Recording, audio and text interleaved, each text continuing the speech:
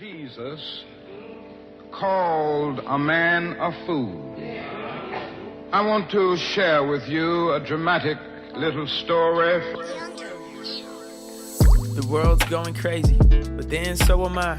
Taking time to compose, expose my hell and then organize. Free your mind, everyone got a narrative and a white lie. People painting pictures for the masses just for dollar signs. It's all about the group you're with, I don't care about the life you live. All I see is a small group in your large group that don't see their sin. Nobody look at character, everybody look at color skin. Nobody look at numbers or facts, it's just how it is. Growing up in a modern age with modern lights and a modern case, just a renegade with plenty rage. I pick fights, see the demon say, more Gatorade, keep the energy and the stamina. Man, a race long, it's a marathon, don't get it mixed like Tangler. Man, get your manners up, no elbows on the table. And pay attention to the people spitting fables. And dialogue is what gets them exposed. If you can't hear this side, then you already know. Man, top dog, not top wolf. Naked brothers band, yeah, lead the pack with a piece of hand. Building bridges and lighting fires, it's all tribal. I'll feed the ground and the soil, I see the death and the toil. I hear the voices of slaves, I feel the winds and they bringing that change. I'm seeing darkness, looking at heartless, losing their souls. Interesting things, nobody tends to know anything. I got the keys, enter the kingdom, yes it is free. Believe in your heart, confess with your mouth, see what you'll see. Yeah. The problem's in the heart of man, corrupted in the garden then. Trusted enemies instead of listening to father's plans. Divided and so different, but made in the same image. Man, how boring would it be if only one flavor existed? Man, systems come and go and that's a fact of life.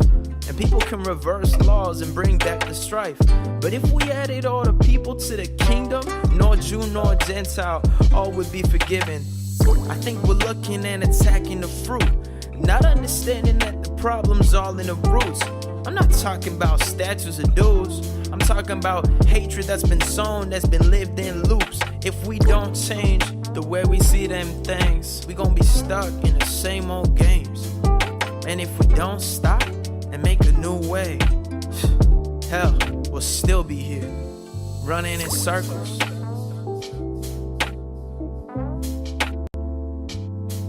Running in circles.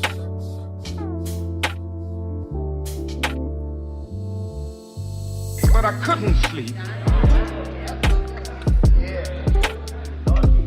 I was frustrated, bewildered. And I got to the point that I couldn't take it any longer. I was weak. I discovered then that religion had to become real to me, and I had to know God for myself. I bowed down over that cup of coffee. I never will forget it. Seemed at that moment that I could hear an inner voice saying to me, Martin Luther, stand up for righteousness. Stand up for justice. Stand up for truth. And lo, I will be with you even until the end of the world. I tell you, I've seen the lightning flash. I've heard the thunder roll. I felt sin breakers dashing, trying to conquer my soul. But I heard the voice of Jesus saying, still to fight on. He promised never to leave me, never to leave me alone. No, never alone. I'm going on in believing in him. You better know him and know his name. And know how to call his name. Don't be a fool.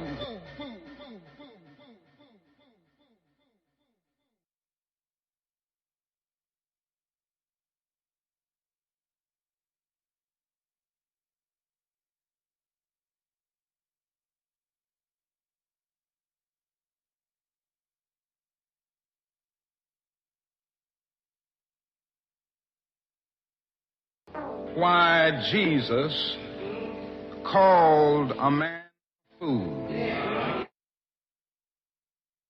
Why Jesus called a man a fool.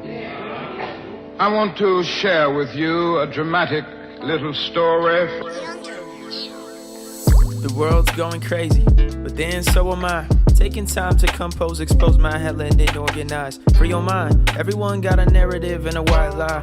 People painting pictures for the masses just for dollar signs. It's all about the group you're with, I don't care about the life you live. All I see is a small group in your large group that don't see their sin. Nobody look at character, everybody look at color skin. Nobody look at numbers or facts, it's just how it is. Growing up in the modern age with modern lights and a modern case, just a renegade with plenty rage. I pick fights, see the demon say, more Gatorade, keep the energy and the stamina. Man, a race long, it's a marathon, don't get it mixed like Tangler. Man, get your manners up, no elbows on the table. And pay attention to the people spitting fables. And dialogue is what gets them exposed. If you can't hear this side, then you already know. Man, top dog, not top wolf. Naked brothers band, yeah, I lead the pack with a piece of hand. Building bridges and lighting fires, it's all tribal. I feel the ground and the soil, I see the death and the toil. I hear the voices of slaves, I feel the winds and they bringing that change. I'm seeing darkness looking at heartless, losing their souls. Interesting things, nobody tends to know anything.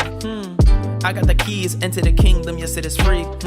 Believe in your heart, confess with your mouth, see what you'll see. Yeah. The problem's in the heart of man, corrupted in the garden then. Trusted enemies instead of listening to father's plans. Divided and so different, but made in the same image. Man, how boring would it be if only one flavor existed? Man, systems come and go and that's a fact of life.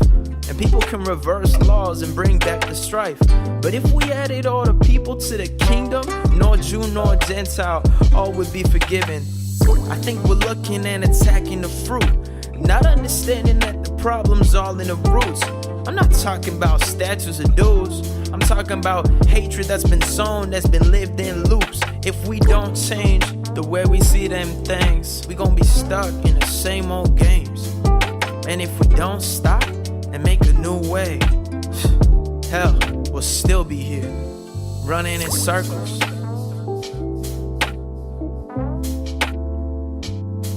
Running in circles.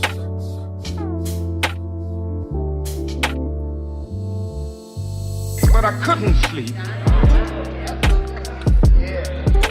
I was frustrated, bewildered. And I got to the point that I couldn't take it any longer. I was weak. I discovered then that religion had to become real to me, and I had to know God for myself. And I bowed down over that cup of coffee. I never will forget it. Seemed at that moment that I could hear an inner voice saying to me, Martin Luther, stand up for righteousness. Stand up for justice. Stand up for truth. And lo, I will be with you even unto the end of the world. I tell you, I've seen the lightning flash. I've heard the thunder roll. I've felt sin breakers dashing, trying to conquer my soul. But I heard the voice of Jesus saying, still to fight on. He promised never to leave me, never to leave me alone. No, never alone. I'm going on in, believing in him. Why Jesus called a man a fool. I want to share with you a dramatic little story. The world's going crazy, but then so am I. Taking time to compose, expose my hella and then organize. Free your mind, everyone got a narrative and a white lie. People painting pictures for the masses just for dollar signs. It's all about the group you're with, I don't care about the life you live. All I see is a small group in your large group that don't see their sin. Nobody look at character, everybody look at color skin. Nobody look at numbers or facts, it's just how it is. Growing up in a modern age with modern lights and a modern case, just a renegade with plenty rage. I pick fights, see the demon say, more Gatorade, keep the energy and the stamina. Man, a race long, it's a marathon, don't get it mixed like Tangler. Man, get your manners up, no elbows on the table. and pay attention to the people spitting fables. And dialogue is what gets them exposed. If you can't hear this side, then you already know. Man, top dog, not top wolf. Nigga brothers band, yeah, lead the pack with a piece of hand. Building bridges and lighting fires, it's all tribal. I feel the ground and the soil, I see the death and the toil. I hear the voices of slaves, I feel the winds and they bringing that change. I'm seeing darkness, looking at heartless, losing their souls. Interesting things, nobody tends to know anything. I got the keys, enter the kingdom, yes it is free. Believe in your heart, confess with your mouth, see what you'll see. Yeah. The problem's in the heart of man, corrupted in the garden then. Trusted enemies instead of listening to father's plans. Divided and so different, but made in the same image. Man, how boring would it be if only one flavor existed? Man, systems come and go and that's a fact of life. And people can reverse laws and bring back the strife. But if we added all the people to the kingdom, nor Jew nor Gentile, all would be forgiven. I think we're looking and attacking the fruit, not understanding that the problem's all in the roots. I'm not talking about statues or dudes, I'm talking about hatred that's been sown, that's been lived in loops. If we don't change the way we see them things, we gon' be stuck in the same old games.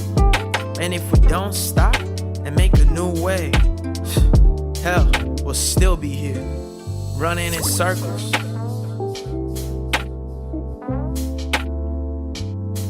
Running in circles.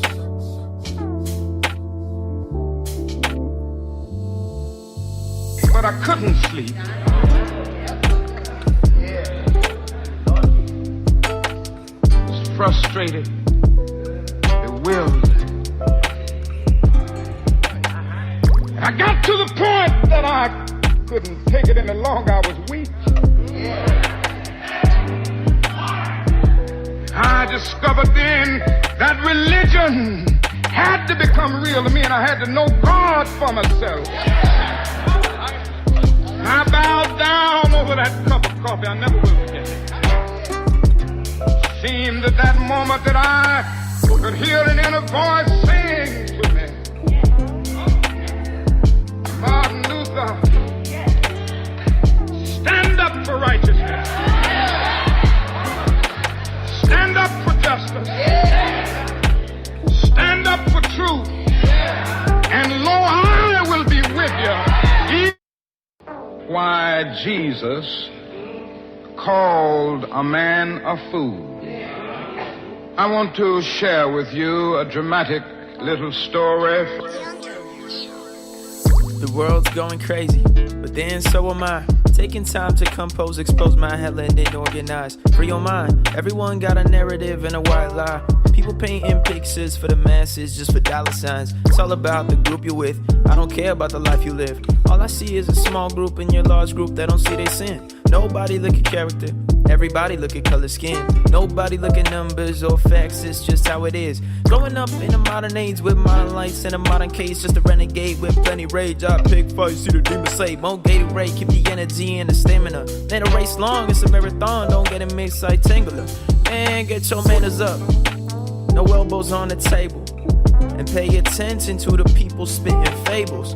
And dialogue is what gets them exposed. If you can't hear this side, then you already know. Man, top dog, not top wolf. Nigga brothers band, yeah, lead the pack with a piece of hand. Building bridges and lighting fires, it's all tribal.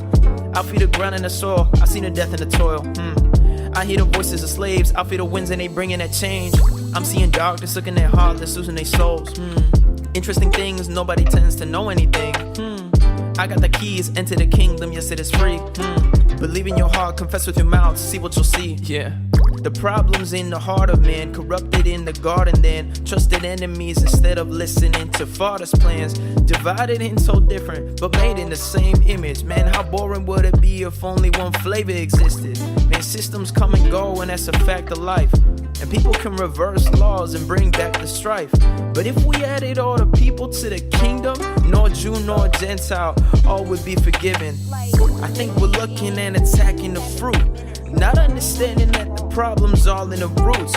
I'm not talking about statues or dudes, I'm talking about hatred that's been sown, that's been lived in loops. If we don't change the way we see them things, we gon' be stuck in the same old games. And if we don't stop and make a new way, hell, we'll still be here, running in circles.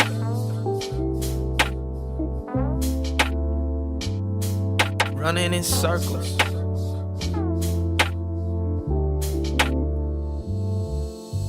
But I couldn't sleep.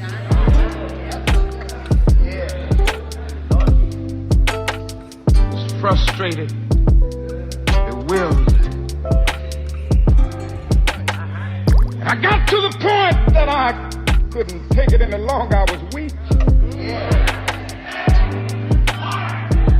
I discovered then that religion had to become real to me, and I had to know God for myself. It's so important to our nation. To say, as Janet mentioned, that this has been the most challenging. What is up, everybody? So I am here, and I'm happy to be doing this whole live thing with you. So I need you guys to bear with me if I do fall into a little bit of technical difficulties. I am trying my best to be a one-man show over here, and I think it's going pretty well so far. So let's check it out. I'm trying to get somebody to call me right now. I'm working on through a little technical difficulty. So let's see what's going on. Here we go. Hello. Hey, hold on one second.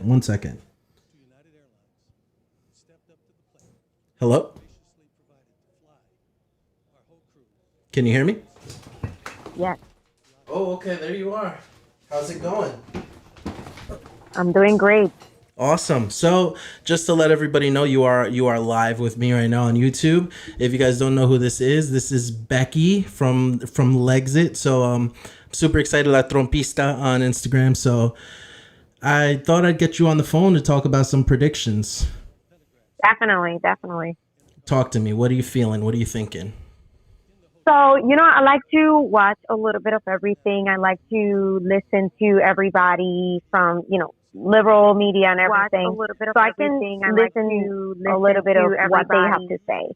And right now, MSNBC, they had Hillary on and everything, saying like, this is just a show. Don't worry about this. Don't base your vote on this. Don't be influenced by it because this is just a show. So that shows here that they're scared, they're desperate, and they know what's influenced by it because this. Yeah, no, I think they're doing a good job of trying to, like, just in case he messes up, just in case he fails, let's just make sure everybody knows this doesn't actually count. This isn't actually what's going on. So some of the topics that were talked about that they were going to discuss today was they're going to talk about COVID. They're going to talk about everything going on with Trump's taxes, I believe, and a couple of other things. Which do you think is going to weigh the most tonight? What are you thinking as far as like what's going to be impactful versus what's not going to be impactful? Well, while they had Hillary on, he said, "Oh, I'm the only one who can actually say what is to debate Trump."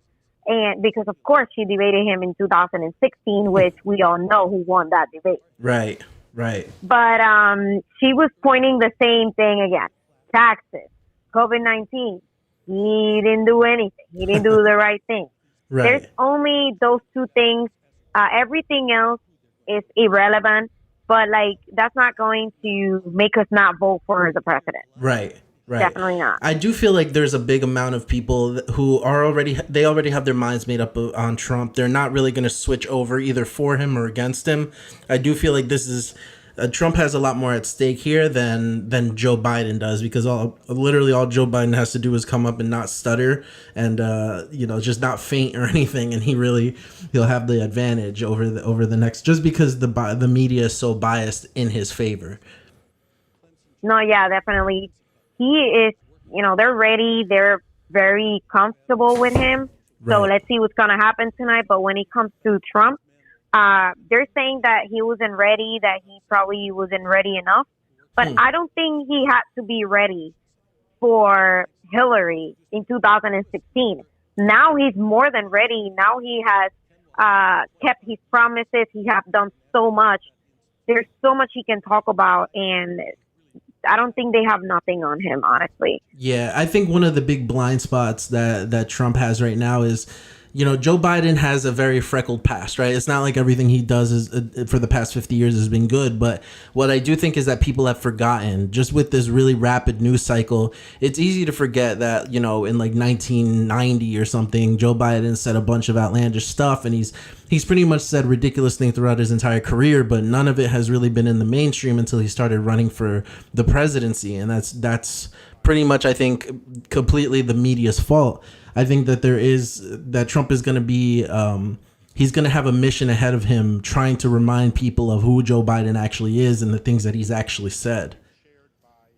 Yeah, I mean, we tend to forget, but we have to be realistic here. Right. Biden has been in government for almost 50 years, and he hasn't done anything for minorities, nor for the American people. That's very true. You know?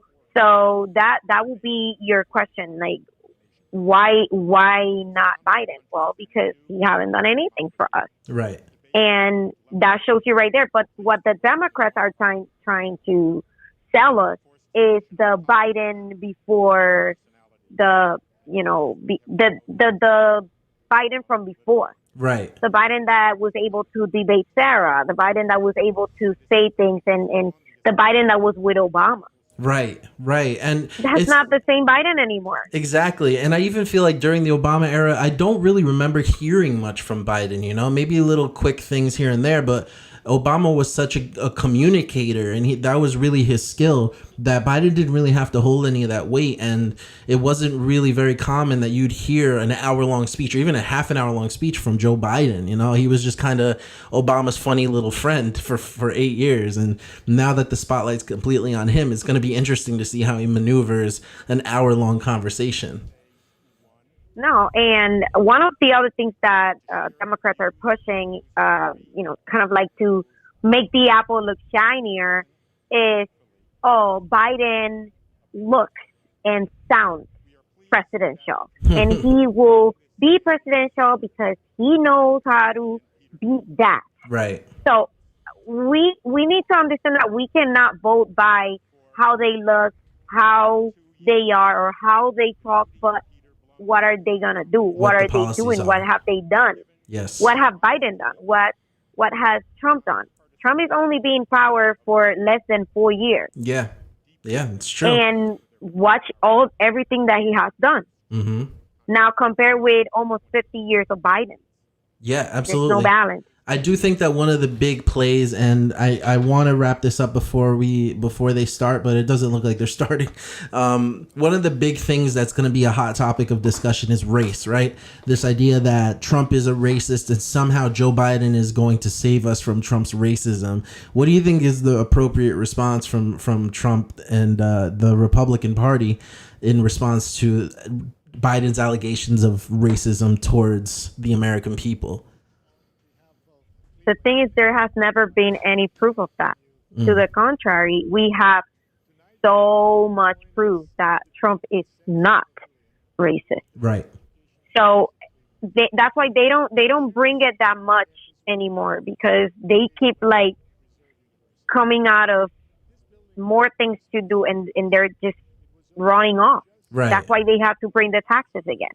That's why, they bring in taxes again. They bring in the COVID-19, even though he broke it down. The other day, he broke it down to the media. He was like, this is the timeline, and this is what happened on this date, on this date, on this date. But they still just go back at it. Right. Yeah. Because they know that they can just convince other people. Yeah, it's very funny to see Democrats and people who are these elitists, right? These people who are either celebrities, liberals, famous Democrats that are somehow mad at Trump for tax loopholes, when you know for a fact that these people have experienced the same special treatment from their accountants, or that's part of becoming a rich person, right? Is learning how to manage your taxes and learning how to reduce the amount that you're spending in that area. Because if you're living in California or something, you're getting taxed at like almost 50% if you're a millionaire, and it's not an uncommon thing for people with money to do those kinds of things. I think it's so funny to see the left kind of point that out as if it's like a bad thing and wag their finger at them, when you know that they're doing the exact same thing. No, but about the taxes, yeah, he's not the one who made the tax law. Right. So at Joe the Biden end, made the tax law. He's been doing everything legally, and everything he's been doing is based on the laws that have been established even before he was the president. Right. Absolutely. So what is your, and this is, I'll get your final thoughts before we get rolling here, but what is your final thought on the outcome of this? Do you think this is something that Trump is going to leave from this, like with more enthusiasm, or do you think this is just going to go away after a week and nobody's really going to remember or talk about it? Do you expect another Hillary Clinton moment, like that's one for the highlight reels? Like because you'll be in jail? Yeah, exactly. Well, I believe he's going to have some of those memorable moments. He always does. He's done it with the media. He's done it with Hillary Clinton. I mean, if he was able to have those moments with her, he can have those moments with anybody. I totally agree. I do. The only thing that I heard that would contradict that I'm worried about is that there's no audience this time. So he's not really playing to a crowd. There's nobody clapping for him. And so that might be a little bit of a distraction. What do you think of that? I mean, I'm pretty sure there has to be some type of like certain officials there or something. Right. But I don't think that's gonna be it, because look at how he manages the media in press conferences in the White House. Every time he went live for months, every day with the media, and that was what, 20 people or maybe less. Right. And he was still being just Donald J. Trump, and that's what he's gonna be tonight, Donald J. Trump. And I think we're gonna have some good clips from tonight, and it's gonna continue and kick up because he knows he cannot let his people down. And of course, his reelection, it doesn't only depend on the debate, but it depends on many facts. And what the Democrats keep saying that this is just a TV show. No, it's not. Yeah. Debates are good to show people and kind of like to the people that are like, who should I vote for? To finally be like, okay, this is who I'm going to vote for. Yeah, I really haven't seen as many people talk about an event like this since, I don't know, Mayweather and McGregor, like I do feel like this is some sort of pay-per-view event and everybody's kind of getting together and watching.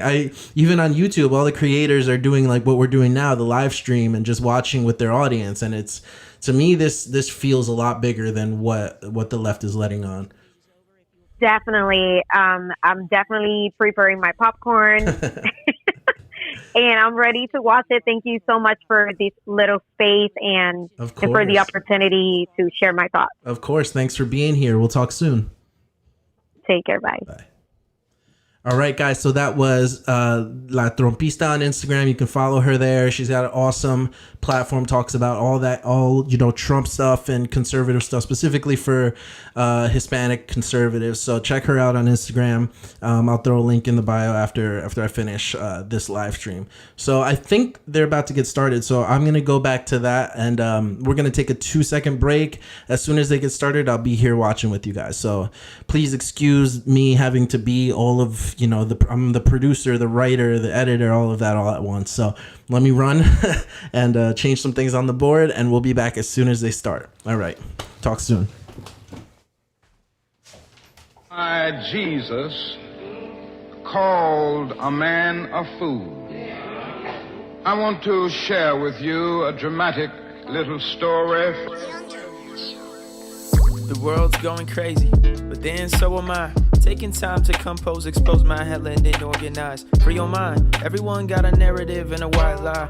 People painting pictures for the masses just for dollar signs. It's all about the group you're with. I don't care about the life you live. All I see is a small group in your large group that don't see they sin. Nobody look at character, everybody look at color skin. Nobody look at numbers or facts, it's just how it is. Growing up in a modern age with modern lights and a modern case, just a renegade with plenty rage. I pick fights, see the demon say, more Gatorade, keep the energy and the stamina. Man, a race long, it's a marathon, don't get it mixed, like Tangler. Man, get your manners up, no elbows on the table. And pay attention to the people spitting fables. And dialogue is what gets them exposed. If you can't hear this side, then you already know. Man, top dog, not top wolf. Nigga brothers band, yeah, lead the pack with a piece of hand. Building bridges and lighting fires, it's all tribal. I'll feel the ground and the soil. I seen the death and the toil. I hear the voices of slaves. I feel the winds and they bringing that change. I'm seeing darkness looking at heartless, losing their souls. Interesting things, nobody tends to know anything. I got the keys, enter the kingdom, yes it is free. Believe in your heart, confess with your mouth, see what you'll see. Yeah. The problem's in the heart of man, corrupted in the garden then. Trusted enemies instead of listening to father's plans. Divided and so different, but made in the same image. Man, how boring would it be if only one flavor existed? Man, systems come and go and that's a fact of life. And people can reverse laws and bring back the strife. But if we added all the people to the kingdom, nor Jew nor Gentile, all would be forgiven. I think we're looking and attacking the fruit, not understanding that the problem's all in the roots. I'm not talking about statues of dudes. I'm talking about hatred that's been sown, that's been lived in loops. If we don't change the way we see them things, we gon' be stuck in the same old games. And if we don't stop and make a new way, hell, we'll still be here, running in circles.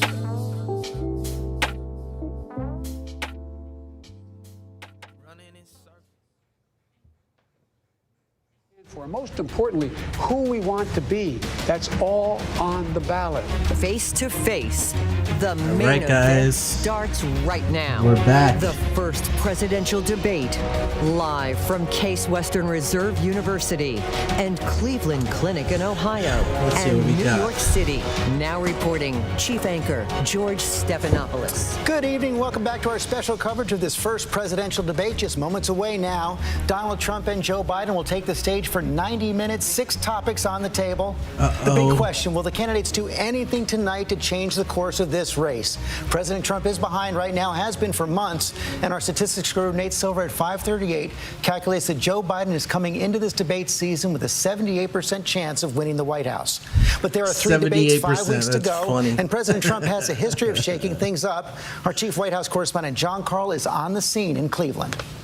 John Karl, what you got, George, bro? Donald Trump goes into this debate with his back against the wall. By every publicly available measure, he is losing this race, trailing in the national polls, no consistent lead in any of the top dozen most competitive battleground states. Ridiculous. He needs to change the dynamic of this race, and tonight is the best chance for him to do it. He's been here before. 4 years ago, his campaign was collapsing, and he turned it around in part with a debate and going relentlessly and ruthlessly on the attack.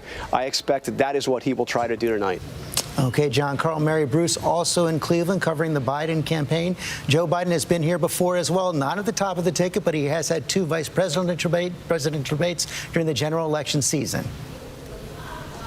George, this is his 27th debate for the White House, but Joe Biden has never faced an opponent before like Donald Trump. He says all he has to do to win here tonight is tell the truth, but it is not going to be that simple. Joe Biden knows that Donald Trump is going to make this personal. He is going to go on the attack. Joe Biden's goal and his challenge here tonight is to try and rise above that, to not get dragged down into some brawl with the president. Biden will fight back if the president misconstrues his record, if he goes after his family, but don't expect Joe Biden to spend a lot of time here fact-checking the president. Instead, he wants to speak directly to the American people. He wants tonight to be about the issues. He's going to hit the president on taxes, on his business record, and especially in the midst of this pandemic, on health care, George. And we saw Joe Biden release his tax returns today, Mary. He did. Joe Biden trying to get ahead, trying to draw clear contrast, trying to set the tone for the debate to come. He did release his tax returns today for last year, drawing a sharp contrast with the president and that blockbuster New York Times reporting. Joe Biden, we now know last year paid about $300,000 in federal income taxes. We still don't know what the president paid because he has not released his tax returns yet. It is likely to be the first question here, George. The moderator, Chris Wallace, is on the stage right now. He's outlined 6 topics for the debate. I wonder what his intro music is going to be. Records, the economy, COVID, Supreme Court, race and violence, election integrity. Let's go to Chris Wallace.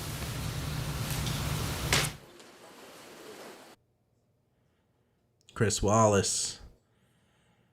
I don't know. They should have picked a better moderator, I think. I think he'll do okay. Let me turn this down a little bit so I can talk over. Good evening from the Health Education Campus of Case Western Reserve University and the Cleveland Clinic. I'm Chris Wallace of Fox News, and I welcome you to the first of the 2020 presidential debates between President Donald J. Trump and former Vice President Joe Biden. This debate is sponsored by the Commission on Presidential Debates. The commission has designed the format, 6 roughly 15-minute segments with 2-minute answers from each candidate to the first question, then open discussion for the rest of each segment. Both campaigns have agreed to these rules. For the record, I decided the topics and the questions in each topic. I can assure you, none of the questions has been shared with the commission or the 2 candidates. This debate is being conducted under health and safety protocols designed by the Cleveland Clinic, which is serving as the health security advisor to the commission for all 4 debates. As a precaution, both campaigns have agreed the candidates will not shake hands at the beginning of tonight's debate. The audience here in the hall has promised to remain silent. No cheers, no boos or other interruptions, so we, and more importantly you, can focus on what the candidates have to say. No noise except right now, as we welcome the Republican nominee, President Trump, and the Democratic nominee, Vice President Biden. Hey. I feel like I'm watching a boxing match, man. This is wild.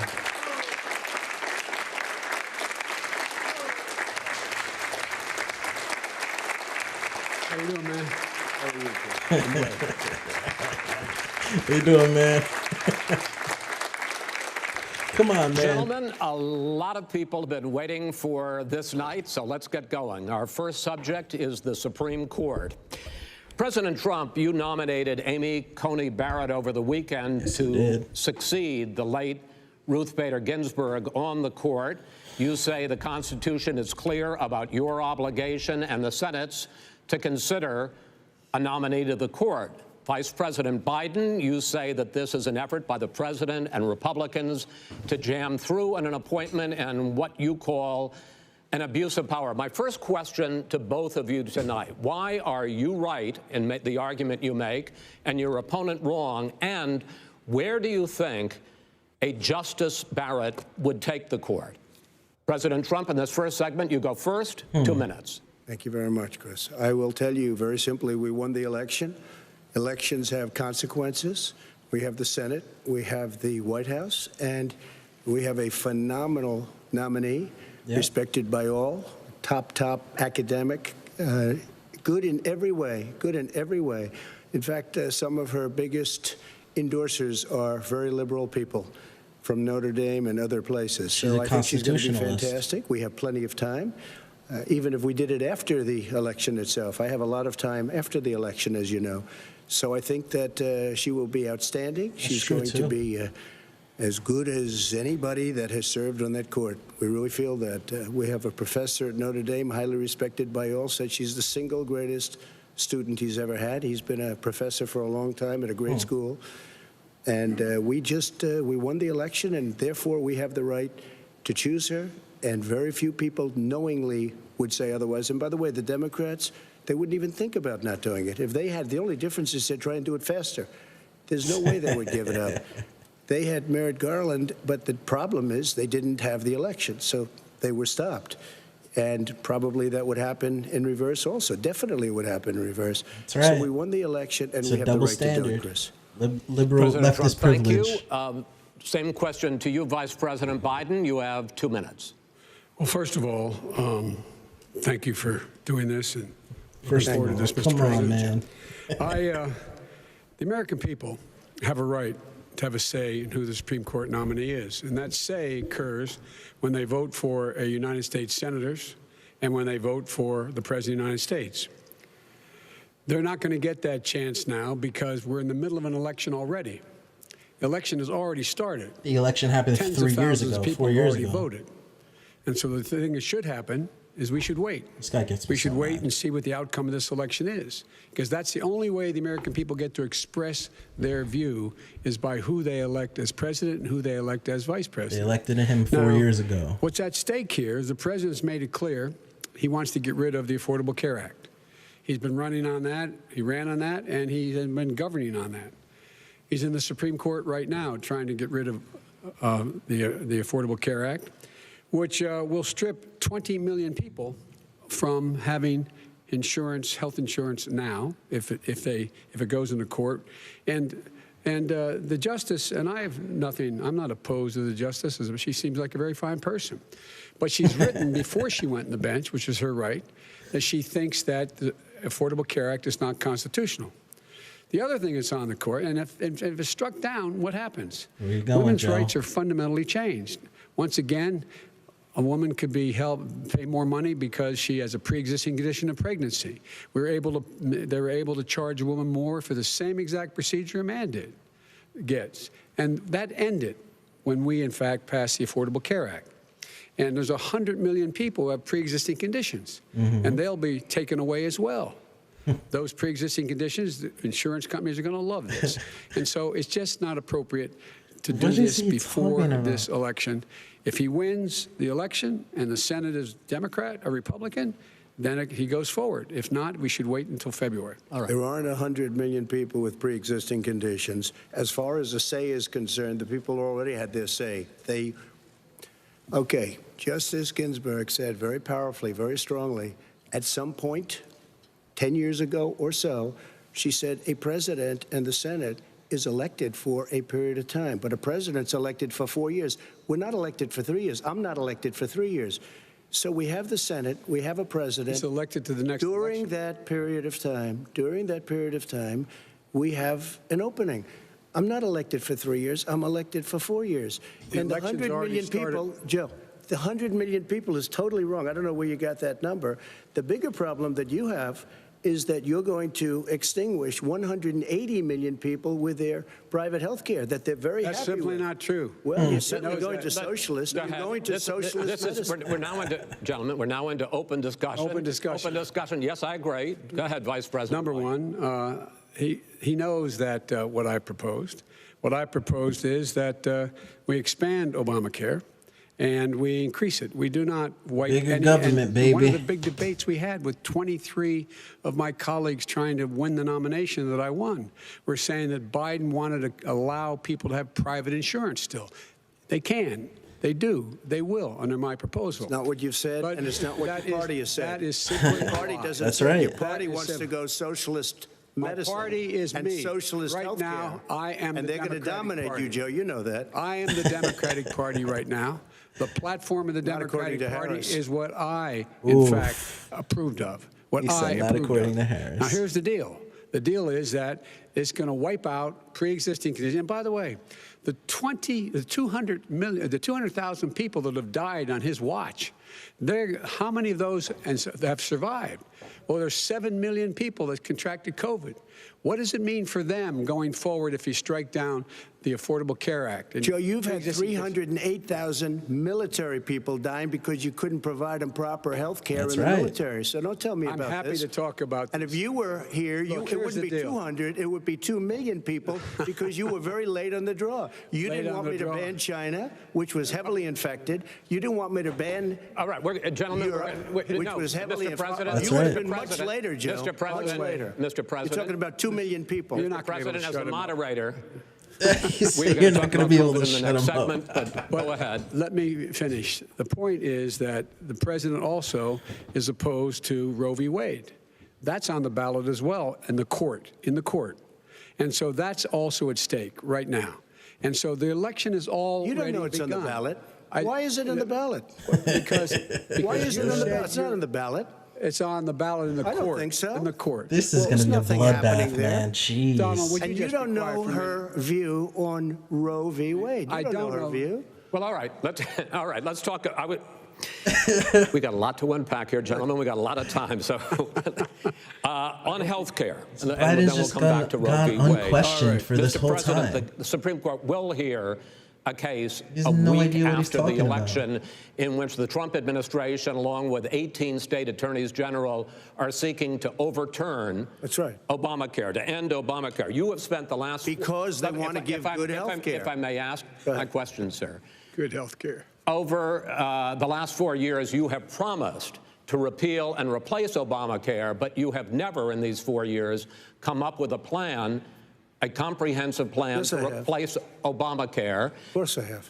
Well, I got rid of the individual mandate. I'm going to give you an opportunity. I got rid of the individual mandate, which was a big chunk of comprehensive plan. That is absolutely a big thing. That was the worst part of Obamacare. Sir, Chris, that was the worst part of Obamacare. Let me ask my question. Well, I'll ask Joe. The individual mandate was the most unpopular aspect of Obamacare. I got rid of it. I'll try and make the screen bigger. President, Give me a I'm the second. moderator of this debate, and I would like you to let me ask my question, and then you can answer. I'm afraid of making the screen bigger just because I want it to stay as transformative content, so YouTube can't flag me. So that's the reason the screen is so small. Obamacare, and just this last Thursday, you signed a largely symbolic executive order to protect people with pre-existing conditions 5 days before this debate. So my question, sir, is what is the Trump health care plan? Right. Well, first of all, I guess I'm debating you, not him, but that's okay. I'm not surprised. Let me just tell you something. There's nothing symbolic. I'm cutting drug prices. I'm going with favored nations, which no president has the courage to do because you're going against Big Pharma. Drug prices will be coming down 80 or 90%. You could have done it during your 47-year period in government, but you didn't do it. Nobody's done it. So we're cutting health care. All of the things that we've done, insulin. I give you an example, insulin. Joe won't even talk to him. Destroying families, destroying people. The cost, I'm getting it for so cheap.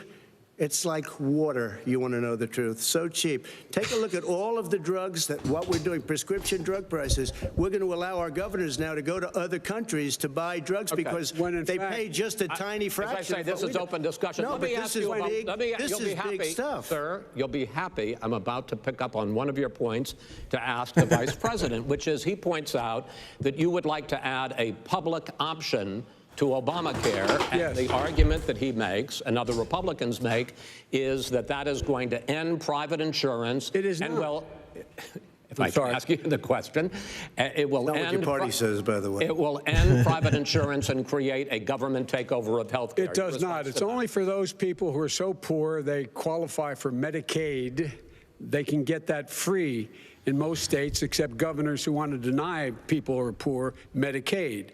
Anyone who qualifies for Medicare would, Medicaid would automatically be enrolled in the public option. The vast majority of the American people would still not be in that option, number one. Joe, you agreed with Bernie Sanders, who's far left, on the manifesto, we call it, and that gives you socialized medicine. Look, hey, are you saying I'm not going to listen to him. The fact of the matter is, I beat Bernie Sanders. Not by much. I beat him a whole hell of a lot. I'm here standing facing you, Pocahontas would have left 2 days early. You would have lost every primary. All he knows how to do is hurt. Tuesday. You got very lucky. Here's the deal. I got very lucky. I'm going to get very lucky tonight as well. It is weird without a crowd there. I'm going to make sure, because here's the deal. Here's the deal. The fact is that everything he's saying so far is simply a lie. I'm not here to call out his lies. Everybody knows he's a liar. But I just want to make sure. Joe, you're the liar. I want to make sure. Graduated last in your class, not first. I want to make Mr. sure. President, can you let him finish, sir? No, he doesn't know how to do that. He has. You'd be surprised. You pick the wrong guy, the wrong night at the wrong time. Listen, you agreed with Bernie Sanders to the manifesto. The whole idea. Let him. There is no manifesto. Number Please one. let him speak, Mr. President. Number two. You just lost the left. Number two. Yeah. You just lost the left. You agreed with Bernie Sanders on a plan. Folks, absolutely agreed folks, do you have any idea what this clown's doing? They call it Do you have any idea? Socialized medicine. Mr. President. I'll tell you what, he is not for any help for people needing health care. Because he, in fact, already has cost 10 million people their health care that they had from their employers because of his recession. Number one. Number two, there are 20 million people getting health care through Obamacare now that he wants to take it away.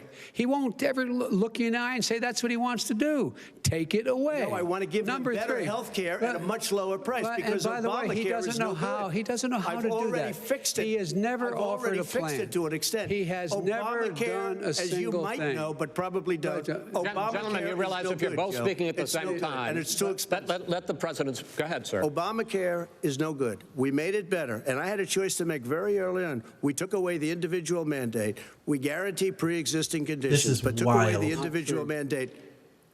Listen, this is the way it is, and that destroyed. That they shouldn't even call it Obamacare. Then I had a choice to make. Do I let my people run it really well, or badly. If I run it badly, they'll probably blame him, but they'll blame me. But more importantly, I want to help people, okay? I said, you got to run it so well. And I just had a meeting with them. They said, the problem is no matter how well you run Obamacare, it's a disaster. It's too expensive, premiums are too high, and it doesn't work. So we do want to get rid of it. Chris, we want to get rid of it. I understand it, sir, but I have to give you roughly equal time. Please let the vice president. It was a huge deal, absolutely. Removing the individual mandate made it really something sustainable. Wishful thinking. He has executive orders that have no power. He hasn't lowered drug costs for anybody. He's been promising a health care plan since he got elected. I don't think there's any ground for Trump here, though. I don't think Medicare and health care is an issue that he should be talking about. He should be moving the goalpost right now. Doesn't know what he's talking about. All right, I have one final question for you. Sure. Mr. Vice President. The left will never admit Trump has good ideas about health care. We were talking originally about the Supreme Court here. If Senate Republicans go ahead and confirm Justice Barrett, there has been talk about ending the filibuster or even packing the court, adding to the 9 justices there. Let's see what Joe's going to say. You call this a distraction by the president, but in fact, it wasn't brought up by the president. It was brought up by some of your Democratic colleagues in the Congress. So my question to you is, you have refused in the past to talk about it. Are you willing to tell the American people tonight whether or not you will support either ending the filibuster or packing the court? Whatever position I take on that, that'll become the issue. The issue is the American people should speak. You should go out and vote. You're avoiding the question. Now. Vote and let your senators know how strongly you feel. Vote now. You're going to pack the Make court? sure you, in fact, let people know you're a senator. I'm not going to answer the question. Why wouldn't you answer that because question? the question is, Supreme Court justice, radical left. Will you shut up, man? Listen, who is on your list, Joe? This is on yours. Gentlemen, I think this is so Oh my God! I'm not going to give a list. we have ended this segment. We're going to move on to the second segment. That was really a productive. Yeah, I know. I've been fined because I didn't have health insurance at one point, and I have epilepsy. People understand, Joe. They 47 years you've done nothing. They understand. All right.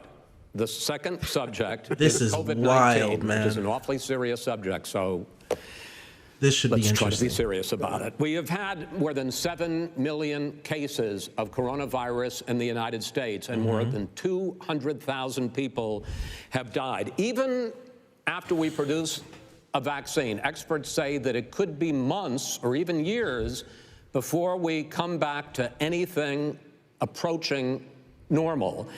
My question for both of you is, based on what you have said and done so far and what you have said you would do starting in 2021, why should the American people trust you more than your opponent? Carla, me too. It's to wild deal out with here. this public health crisis going forward? In this case, the question goes to you first, sir. 2 minutes uninterrupted. Good luck. 200,000 dead. As you said, over 7 million infected in the United States.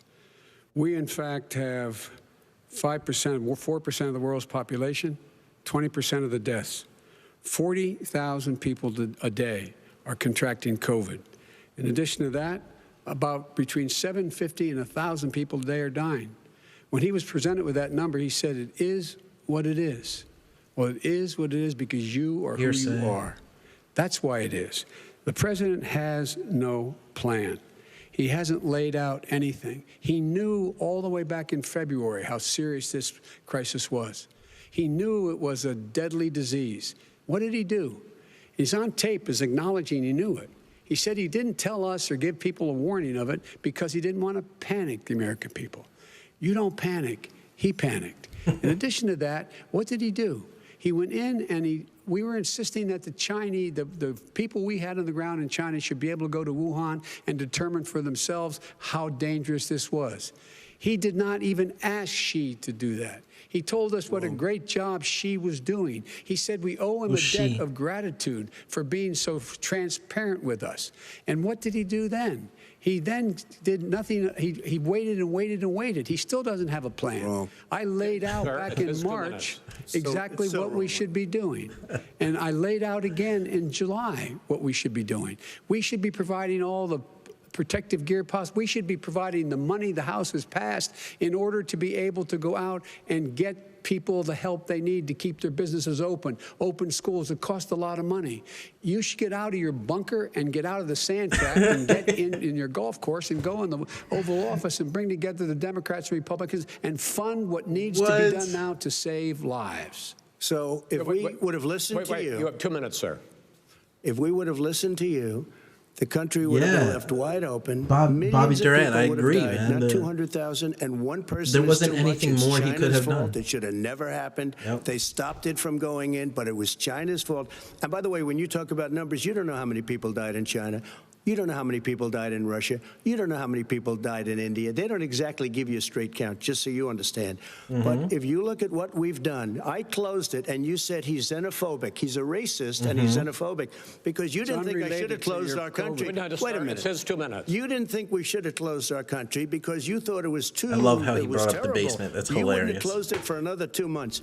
By my doing it early, in fact, Dr. Fauci said, President Trump saved thousands of lives. Many of you Democrat governors said, President Trump did a phenomenal job. We worked with the governor. Oh, really? Go take a look. The governors said I did a phenomenal job. Most of them said that. In fact, the press secretary literally spliced together a video of them saying that. President Trump did a phenomenal job. We did. We got the gowns. We got the masks. We made the ventilators. You wouldn't have made ventilators. And now we're weeks away from a vaccine. We're doing therapeutics already. Fewer people are dying when they get sick. Far fewer people are dying. We've done a great job. The only thing I haven't done a good job, and that's because of the fake news. No matter what you say to them, they give you bad press on it. It's just fake news. They give you good press. They give me bad press because that's the way it is, unfortunately. But let me just tell you something. I don't care. I've gotten used to it. But I'll tell you, Joe, you could never have done the job that we did. You don't have it in your blood. You could have never done that job. I know how to do the job. I know how to get the job. Well, my family clapping in the background. H1N1, you were a disaster. Your own chief of staff said you were a disaster. 14,000 people died. I feel like Charlie Kirk is going to be involved in the next Trump White House. You made a point. Let him answer it. Because he gave that specific point about H1N1. This is his economy he's shut down. The reason it's shut down is because, look, you folks at home, how many of you got up this morning and had an empty chair at the kitchen table because someone died of COVID? How many of you the emotional appeal, here we go. Lost your mom or dad? That's the left's favorite tactic. You had a nurse holding a phone up so you could, in fact, say goodbye. You would have lost far more people. Far more people. And, you would have been. And by the way, his own CDC director says we could lose as many as another 200,000 people between now and the end of the year. And he held up. He said, if we just wear a mask, we can save half those numbers. Just a mask. Biden looks down every minute. I don't think I've seen Trump look down once. Notion of a vaccine. He's not rating anything down. We're for a vaccine, but I don't trust him at all. Nor do you. I know you don't. What we trust is a scientist. You don't trust. You didn't see your daughter for 8 months. That's crazy, man. I'm sorry to hear that. Gentlemen, let me move on to questions about the future, because you both have touched on one of the. Are you an essential worker? Is that what was happening? You worked at the hospital? Focusing on the future first. President Trump, you have repeatedly either contradicted or been at odds with some of your government's own top scientists. The week before last, the head of the Centers for Disease Control, Dr. Redfield, said it would be summer before the vaccine would become generally available to the public. You said that he was confused and mistaken. Those were your 2 words. But Dr. Slaoui, the head of your Operation Warp Speed, has said exactly the same thing. Are they both wrong? Well, I've spoken to the companies, and we can have it a lot sooner. It's a very political thing because people like this would rather make it political than save lives. It is a very political thing. I've spoken to Pfizer. I've spoken to all of the people that you have to speak to. We have great Moderna, Johnson & Johnson, and others. They can go faster than that by a lot. Become very political because the left, or I don't know if I call them left, I don't know what I call them. The head of your Operation Warp Speed, that's right. He has no ideology. You can't figure out what to call Joe Biden because he doesn't stick to any ideology. It could be there, but it could also be much sooner. I had him in my office 2 days ago. He talked about the summer, sir, before it's generally available. Just like he said, it's a possibility that we'll have the answer before November 1st. It could also be after when it's that. Generally available. Well, we're going to deliver it right away. We have the military all set up logistically. They're all set up. We have our military that delivers soldiers, and they can do 200,000 a day. They're going to be delivering. This is the same man who told set up. you by Easter this would be gone away. By the warm weather, it'd be gone. Miraculous, like a miracle. Governors were telling us 2 weeks, 15 days, 16 16 days to slow the spread, whatever that number was. Sarcastically, you know that. That was said sarcastically. And so here's the deal. This man is talking about a vaccine. Every serious company is talking about maybe having a vaccine done by the end of the year. But the distribution of that vaccine will not occur until sometime beginning or the middle of next year to get it out, if we get the vaccine. And pray God we will. Pray God we will. Mr. Vice President, I want to pick up, though. You'll have on the that. vaccine sooner I want to than pick that. up on this question, though. You say the public can trust the scientists, but they can't trust President Trump. In fact, you said that again tonight. Yeah. Your running mate, Senator Harris, goes further, saying the public health experts, quote, will be muzzled, will be suppressed. Given the fact that I agree. polls We need to already open back show up. The vaccine, that some people are feel concerned comfortable with about it, the some vaccine won't. and are reluctant I think to we take should it. start opening back up. Are If you want to and keep your wearing running mate, masks, Senator do Harris, it. contributing to that fear? No more than the question you just asked him. You pointed out. He puts pressure and disagrees with his own scientists. But you're saying Everybody you can't, or knows. Senator And Harris is saying no, you can't trust the scientists. No, you can't trust the scientists. That's it. She didn't say that. You can't trust She said the public health Did say experts, that. quote, will be muzzled, will be suppressed. Well, that's what he's going to try to do. But there's millions of scientists, there's thousands of scientists out there, like here at this great hospital, that don't work for him. Their job doesn't depend on him. That's not, they're the people, and by the way. I spoke to the and scientists that are in charge. By the way. They will have the vaccine very soon. Let him finish. Do you believe for a moment what he's telling you? Biden's been in light of training, man. Let me all the tell you. lies he's told you about the whole issue relating to COVID. He still hasn't even acknowledged that he knew this was happening, knew how dangerous it was going to be back in February, and he didn't even tell you. He's on record as saying it. He panicked or he just looked at the stock market. One of the two, because guess what? A lot of people died. And a lot more are going to die unless he gets a lot smarter, a lot quicker. He keeps trying to make the emotional appeal by doing this, but he's not good at moving people with his emotional so you said you went appeals. to Delaware State, but you forgot the name of your college. You didn't go to Delaware State. You graduated either the lowest or almost the lowest in your class. Don't ever use the word smart with me. Don't ever use that word. Oh, give me a break. Because you know what? There's nothing smart about you, Joe. 47 years you've done nothing. Let's have this debate. And if you We'll would see have had, let me just tell you something, Joe. Oh, if my you would have God. had the charge of what I was put through. I had to close the greatest economy in the history of our country. And by the way, now it's being built again. You see, and it's We're going to going get up to the fast. economy in the next segment, sir. Okay. It's going up fast. Okay. Look forward to When it comes to how the virus has going up been fast. handled so far, the two of you have You taken straight up very different bullied him. approaches, and this is going to affect how the virus is handled going forward by whichever of you ends up becoming the next I'm president. curious I if want to quickly Trump go does through several extremely of those. well and just Reopenings. bullies the crap out of Vice him. President If the Biden, left you will, have been if the much left will more just like reluctant than Biden President more Trump because now he's a about victim. reopening the Victim of economy bullying. and schools. Why, sir? Because he doesn't have a plan. If I were running, I know what the plan is. You've got to provide these businesses the ability to have the money to be able to reopen with the PPE as well as with the sanitation they need. You have to Tell provide that them to Nancy plastic. Pelosi. Well, he's just shush for a minute. Tell it to See, Nancy the- Pelosi. And Schumer, by the Brian way, Chuck. Nancy Pelosi and Schumer, they have a plan. He won't even meet with them. The Republicans won't meet with him in the Senate. Yeah, maybe And he should tap him on the back a little bit, give him a couple compliments. Well, I mean, literally, think about it. You probably play think more than about I it. do, Joe. What about this question of reopenings and the fact? Well, he wants to shut down this I'm essentially a country. laugh track for this And whole I thing. want to keep it open.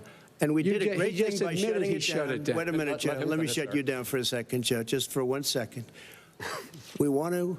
He wants to shut down That's the a country. crazy We just stat, went through it. Thomas. We had That's to because wild. we didn't know anything about the disease. Now we found that elderly people with heart problems and diabetes and different problems are very, very vulnerable. Right. We learned a lot. Young children aren't. Even younger people aren't. We've learned a lot. But he wants to shut it down. More people will be hurt by continuing. If you look at Pennsylvania, if you look at certain states that have been shut down. I knew Pennsylvania would be the first state to be mentioned. One of the reasons mentioned. they're shut down is because they want to keep it shut down until after the election on November 3rd. I want to move on to another because subject. it's a I want to move political on to another threat. subject. But those states are not doing well that are shut down right now. Respond to that. President Trump, you have begun to increasingly question the effectiveness of masks as a disease preventer. And in fact, recently you have cited the issue of waiters touching their masks and touching plates. Are you questioning no, I think the masks efficacy are okay. of you have masks? to understand, if you look, I mean, I have a mask right here. I put a mask on, when I think I need it. Tonight, as an example, everybody's had a test, and you've had social distancing and all of the things that you have to. But I wear masks when needed. When needed, I wear masks. Okay, let me ask. I don't wear masks like him. Every time you see him, he's got a mask. He could be speaking 200 feet away from it. He shows up with the biggest mask I've ever seen. I will say this. Vice President Biden, go ahead, sir. Look, the way to open businesses is give them the wherewithal to be able to open. We provided money. But I was asking you, sir, about masks. Well, masks make a big difference. His own head of the CDC said if we just wore masks between now, if everybody wore masks in social distance between now and January, we'd probably save up to 100,000 lives. It matters. And they've also said the opposite. They've also said the opposite. Person said the opposite. Well, look serious at Dr. Fauci. Dr. Fauci said the opposite. He did not say the opposite. We got a little bit more than a minute left in this segment. Masks are not good. Trump is a New Yorker through and through, and let me tell you. I want to ask you both about one last subject, because your different approaches has even affected the way that you have campaigned. President Trump, you're holding large rallies with crowds packed together, thousands of people. Outside, yes, sir, agreed. Vice President Biden, you are holding much smaller events with nobody will show up. Nobody shows up to his rallies. All right. In any case, why you holding the big rallies? Why? Even Joe's laughing. First, sir. He's laughing while he's getting bullied. Hear what I have to say. I mean, but are you not worried about a great job as a president, and I'll have 25, 35,000 people show up. Why are you smiling? You're getting roasted. Are you not worried about the disease issues, sir? We have a lot of people. Well, so far, we have had no problem whatsoever. It's outside. That's a big difference, according to the experts. And we do them outside. We have tremendous crowds, as you see. I mean, and literally on 24 hours notice. And Joe does the circles and has 3 people someplace. Okay. By the way, did you see one of the last big rallies he had? And a reporter came up to him to ask him a question. He said, no, stand back. Put on your mask. Put on a mask. Isn't that what you want him to do? I'm way far away from those other people. That's what he said. I can't. I'm going to be okay. He's not worried about you. He's not worried about the people out there breathing in one another. No negative effect. No negative effect. We've had no negative effect, and we've had 35, 40,000 people at these rallies. Just quickly finish up, because I want to move on to our next. Yes, Biden has yet to look at Donald Trump in the eyes, like at all. The social distancing and people wearing masks basically encourage them not to. All right. Ben, he's a fool on this. If you could get the crowds, you would have done the same thing. But you can't. Nobody cares. Gentlemen, can we move on to the economy? Yes. The economy is, I think it's fair to say, recovering faster than expected from the shutdown. Much faster. In the second quarter, the unemployment rate fell to 8.4% last month. Yeah, the moderator's doing a good job. The Federal Reserve says the hit to growth, which is going to be there, is not going to be nearly as big as they had expected. President Trump, you say we are in a V-shaped I agree. recovery. I've been out a bunch. Vice President Biden, you say it's more of a K-shape. What difference does that mean to the American people in terms of the economy? President Trump, in this segment, you go first. So we built the greatest economy in history. We closed it down because of the China plague. When the plague came in, we closed it down, which was very hard psychologically to do. He didn't think we should close it down, and he was wrong. And again, 2 million people would be dead now instead of still 204,000 people is too much. One person is too much. Should have never happened from China. But what happened is we closed it down, and now we're reopening, and we're doing record business. We had 10.4 million people in a 4-month period that we've put back into the workforce. That's a record the likes of which nobody's ever seen before. And he wants to close down he will shut it down again. He will destroy this country. You know, a lot of people, between drugs and alcohol and depression, when you start shutting it down, you take a look at what's happening in some of your Democrat-run states where they have these tough shutdowns. And I'm telling you, it's because they don't want to open it. One of them came out last week. You saw that. Oh, we're going to open up on November 9th. Why November 9th? Because it's after the election. They think they're hurting us by keeping them closed. They're hurting people. That's right. People know what to do. They can social distance. They can wash their hands. They can wear masks. They can do whatever they want. But they got to open these states up. When you look at North Carolina, when you look, and these governors are under siege, Pennsylvania, Michigan, and a couple of others, you got to open these states up. It's not fair. You're talking about almost it's like being in prison. And you look at what's going on with divorce.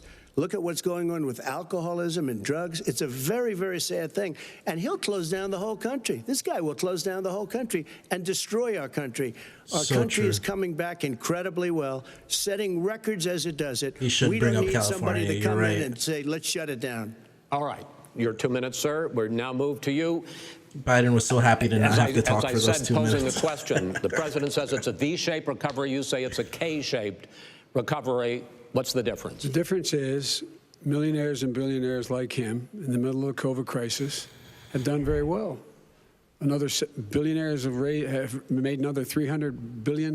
He's going for the Bernie here. He's going to pull a Bernie. The 1%. And he only focused on the market. That's what he's doing. But you folks at home, you folks living in Scranton and Claymont and all the small towns and working class towns in America. Shout out to Scranton. How are you doing?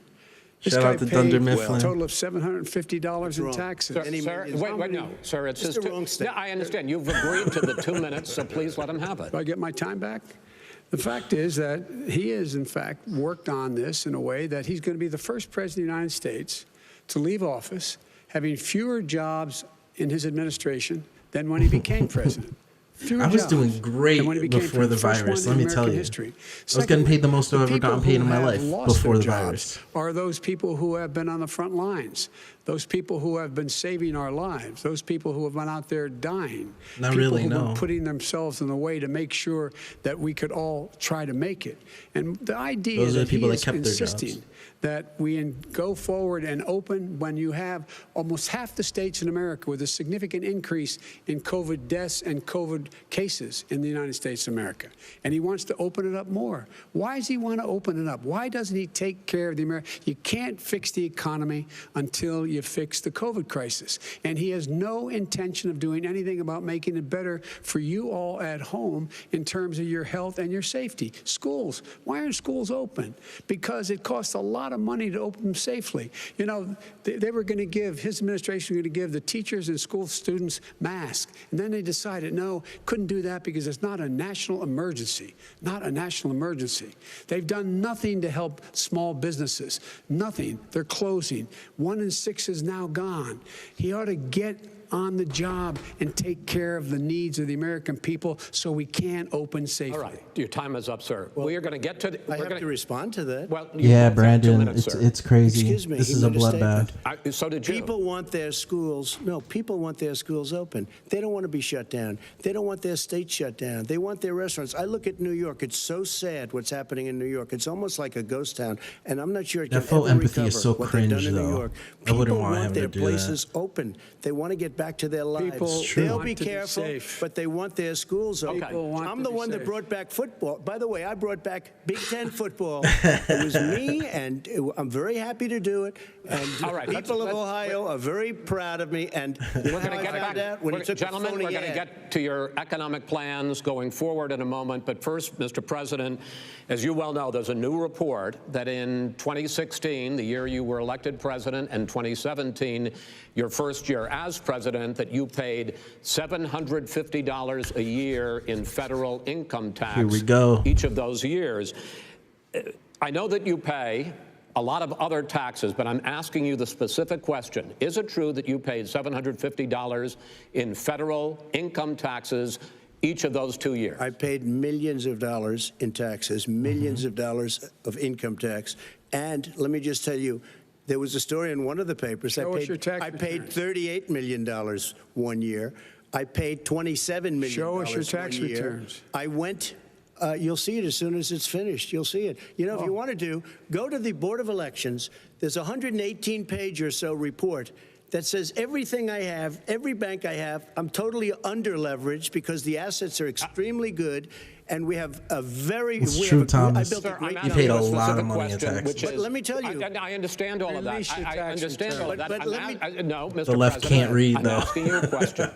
Will you tell us how much you paid in federal income taxes in 2016 and 2017? Millions of dollars. You paid millions of dollars? Millions of dollars. So yes. not 750? Millions of dollars. And you'll get to see it. And you'll get to see it. Yeah. But let me just tell you, Chris, let me just tell you something, that it was the tax laws. I don't want to pay tax. Before I came here, I was a private developer. I was a private business people. Like every other private person, unless they're stupid, they go through the laws, and that's what it is. He passed a tax bill that gave us all these privileges for depreciation and for tax credits. We build a building and we get tax credits, like the hotel on Pennsylvania Avenue. You get a massive, which, by the way, was given to me by the Obama administration, if you can believe that. Now, the man got fired right after that Joe, happened. stop laughing, bro. You get roasted. Look, the tax code that made him, put him in a position that he pays less tax than a school teacher makes, on the money a school teacher makes, is because of him he says he's smart because he can take advantage of the tax code. And he does take advantage of the tax code. That's why I'm going to eliminate the Trump tax cuts. And I'm going to eliminate those tax cuts. Oh, you and just make lost. sure that we invest in the people who you just lost the upper middle class right there. People out there need help. But why didn't you do it over the last 25 years? Because you weren't president. Because you weren't president screwing things up. You were a senator. And You're by the way, worst you were president America has ever had. Hey, Come Joe, on. let me just tell you, Joe. I've done more in 47 months. I've done more than you've done in 47 years, Joe. We've done things that you never even thought of doing, including fixing the broken military that you gave me, taking care of your vets. Mr. President, we're talking about the economy. I'd like to ask you Joe is about still your smirking, plans man. going I almost feel forward. bad for him right now. Mr. Vice President, you guys are right. Plan, everybody freaking takes advantage of those tax president, returns, those tax loopholes. Big taxes, it's part of the spending. game. I want to focus first on the taxes. If you're a business owner, you know that. You propose more than $4 trillion over a decade in new taxes on individuals making more than $400,000 a year and on corporations. President Trump says that kind of an increase in taxes is going to hurt the economy as it's just coming out of a recession. Well, just take a look at what the analysis done by Wall Street firms. Points out that my economic plan would create 7 million more jobs than his in 4 years, number one. And number two, it would create an additional $1 trillion in economic growth, because it would be about buying American. That we're going to make, the federal government spend $600 billion a year on everything from ships to steel to buildings and the like. And under my proposal, we're going to make sure that every penny of that has to be made by a company. But respectfully, sir, I'm talking about taxes, not spending. By the way, I'm going to eliminate a significant number of the tax. I'm going to make the corporate tax 28%. It shouldn't be 21%. You have 91 companies, in the Fortune 500, who don't pay a single penny in tax, making billions of dollars. Why didn't you do it before when you were vice president with Obama? Because you, in fact, passed that. That was your tax proposal. I got it done, and you know what happened? Yeah, you got it done. Our economy boomed like it's never boomed. Mr. President, let me pick up on that. You can't deny that, man. Your free market approach, lower taxes, more deregulation, correct? Not lower taxes for American people. Excuse me. But in Obama's, you talk about the economy booming. It turns out that in Obama's final 3 years as president, more jobs were created, 1.5 million more jobs than in the first 3 years of your presidency. They had the slowest recovery since economic recovery since 1929. It was the slowest recovery. Also, they took over something that was down here. All you had to do is turn on the lights and you pick up a lot. But they had the slowest economic recovery since 1929. Let me tell you about the stock market. When the stock market goes up, that means jobs. It also means 401ks. if you got in, if you ever became president with your ideas, you want to terminate my taxes, I'll tell you what, you'll lose half of the companies that have poured in here will leave, and plenty of companies that are already here, they'll leave for other places. They will leave, and you will have a depression, the likes of which you've never seen. Look, Mr. we Vice inherited So true. the worst recession short of a depression in American history. I was asked to bring it back. We were able to have an economic recovery that created the jobs you're talking about. We handed him a booming Just look economy. at California. He blew People it. are It leaving wasn't there like booming. crazy because of crazy liberal booming. taxes. It was the weakest recovery Sir, is it since fair to, wait, is it fair to say he blew it when, in When fact, there was record low unemployment before COVID? Yeah, but because what he did, even before COVID, manufacturing went in the hole. Manufacturing went in the hole. Excuse me, number one. Chris. Wait. Number two. Chris. Number three. They said it would take. No, you're on number two. No. Chris, they said it would take a miracle to bring back manufacturing. I brought back 700,000 jobs. They brought back nothing. They gave up on manufacturing. We did not do Standard that. fare. I'm the guy that He brought totally back gave the up on automobile manufacturing. industry. All right, let him. We brought back, I was asked to Said, bring no, you're back on number two. Chrysler and General Motors. We brought them back right here in the state of Ohio and Michigan. He blew it. They're gone. He blew it. And in fact, they're going. Ohio had the best year it's ever had last year. Michigan had the best year they've ever had. That is not Many true. car companies came in from Germany, from Japan, went to Michigan, went to Ohio. That's And true. they didn't come in with you. Mr. Vice Detroit, he President. dug Detroit And so out of the take a hole. look at what he's actually done. He's done very little. His trade deals are the same way. He talks about these great trade deals. You know, he talks about the art of the deal. China's perfected the art of the steal. We have a higher deficit with China now than we did before. We have the highest trade deficit China with ate Mexico. your lunch, down 18%. China ate your lunch, Joe, and no wonder your son goes in and he takes out billions of dollars. Takes out billions of dollars to manage. He makes millions of dollars. And also, while we're at it, why is it, just out of curiosity, the mayor of Moscow's wife gave your son $3.5 million. What did he do to deserve it? What did he do with Burisma to deserve $183,000? None of that is Question, true. let him answer it. None of that is true. Oh, really? He didn't get But no, $3.5 million? Mr. President, It's totally, Mr. President, please. totally discredited. Totally discredited. And by the way, Did he get $3.5 million, Joe? Mr. Vice He got $3.5 million.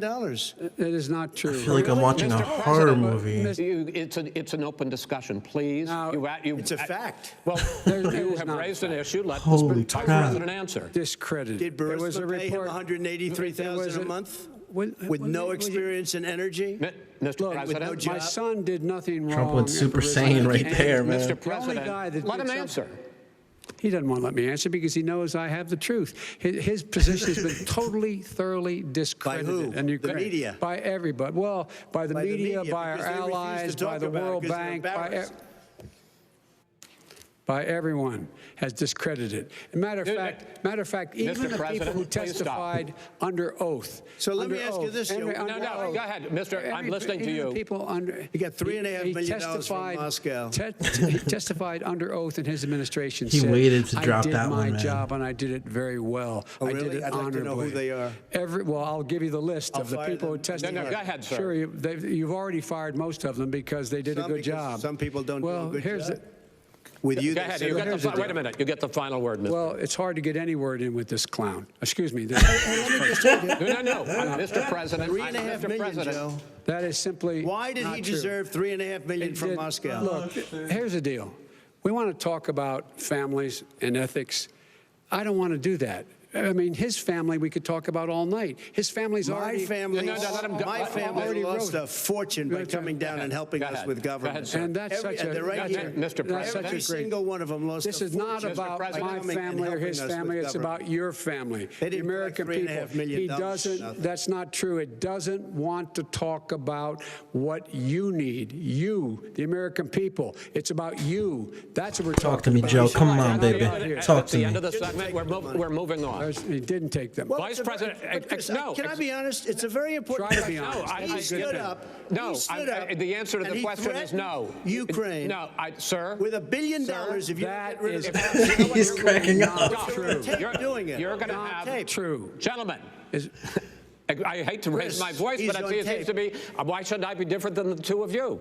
So here's the deal. We have 6 segments. We have ended that segment. We're going to go to the next segment. In that segment, you each are going to have 2 uninterrupted moments. In those 2 uninterrupted minutes, Mr. President, you can say anything you want.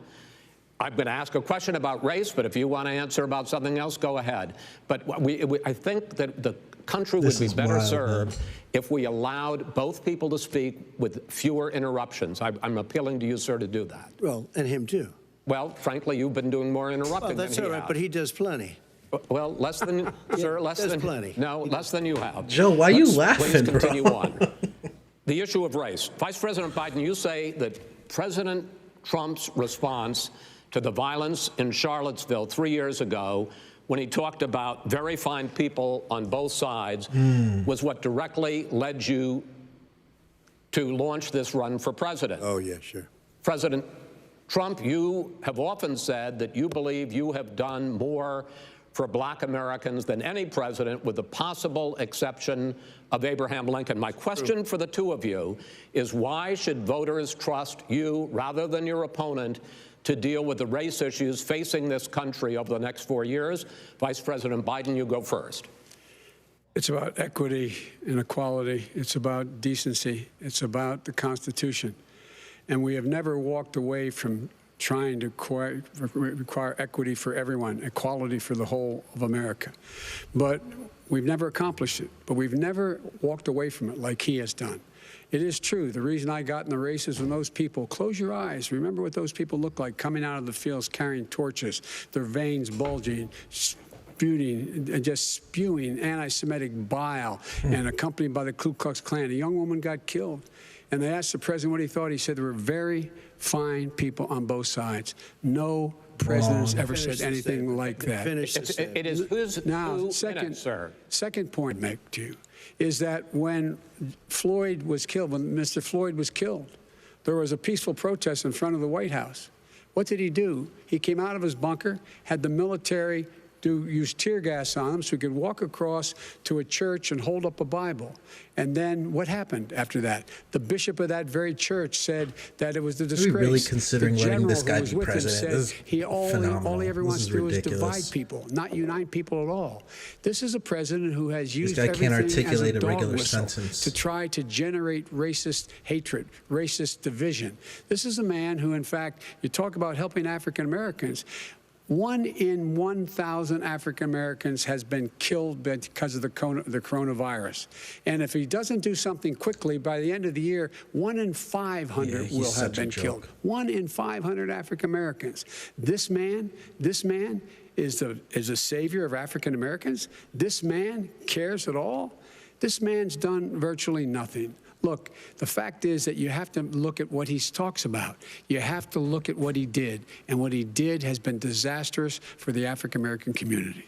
So, President Trump, you have 2 minutes. Why should Americans trust you over your opponent to deal with racism? He did a crime bill, 1994, where you call them super predators, African Americans, the super predators, and they've never forgotten it. They've never forgotten it, Joe. No, sir, it's his 2 minutes. So you did that, and they call you a super predator, and I'm letting people out of jail now that you have treated the African American population community, you have treated the black community about as bad as anybody in this country. You did the 1990, and that's why, if you look at the polls, I'm doing better than any Republican has done in a long time, because they saw what you did. You call them super predators, and you've called them worse than that, because you look back at your testimony over the years, you've called them a lot worse than that. As far as the church is concerned, and as far as the generals are concerned, we just got the support of 250 military leaders and generals, total support. Law enforcement, almost every law enforcement group in the United States. I have Florida, I have Texas, I have Ohio, I have... Yeah, I'll for sure leave this up. Excuse me, Portland, the sheriff just came out today and he said, I support President Trump. I don't think you have any law enforcement. You can't even say the word law enforcement, because if you say those words, you're going to lose all of your radical left supporters. Absolutely. And why aren't you saying those words, Joe? Why don't you say the words law enforcement? Because you know what? If they called us in Portland, to the radical we would put left. out that fire in a half an hour, but they won't do it because they're run by radical left Democrats. If you look at Chicago, if you look at any place you want to look, Seattle, they heard we were coming in the following day and they put up their hands and we got back back Seattle.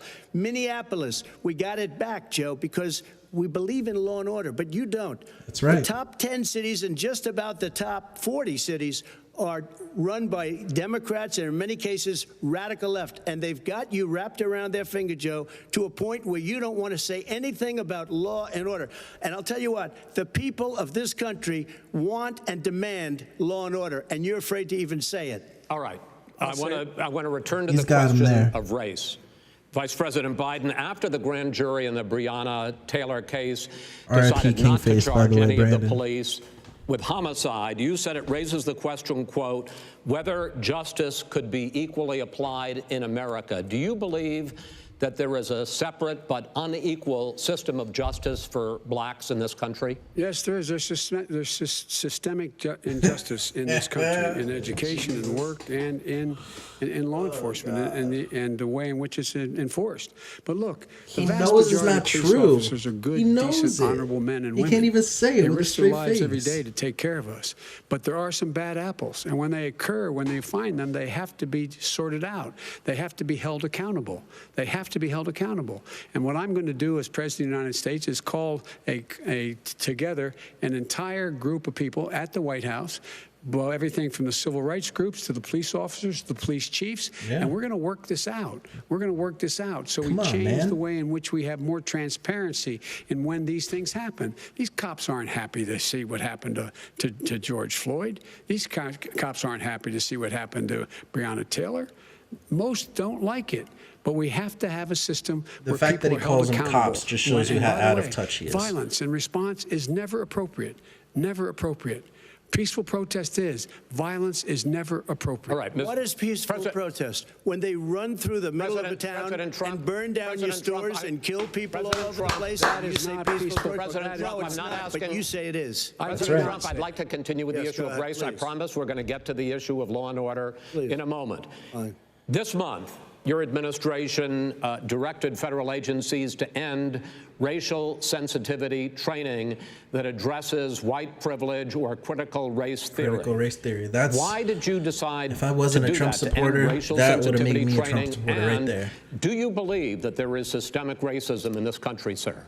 I ended it because it's racist. I ended it because a lot of people were complaining that they were asked to do things that were absolutely insane, that it was a radical revolution that was taking place in our military, in our schools, all over the place, and you know it, and so does everybody else. And he would know. What is radical about racial sensitivity training? If you were a certain person, you had no status in life. It was sort of a reversal.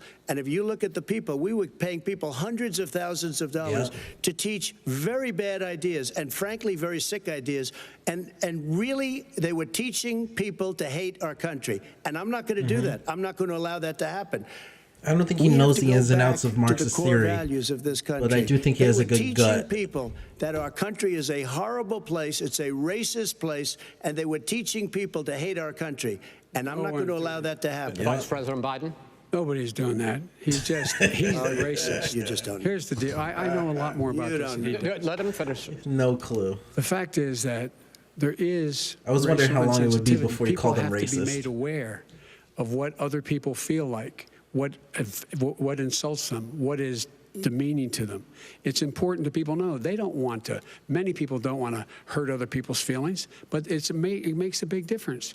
It makes a gigantic difference in the way a child is able to grow up and have a sense of self-esteem. It's a little bit like how this guy and his friends look down on so many people. They look down their nose on people like Irish Catholics like me and grew up in Scranton. They look down on people who don't have money. They look down on people who are of a different faith. They look down on people who are a different color. In fact, we're all Americans. The only way we're going to bring this country together is bring everybody together. There's nothing we cannot do if we do it together. We can take this on and we can defeat racism in America.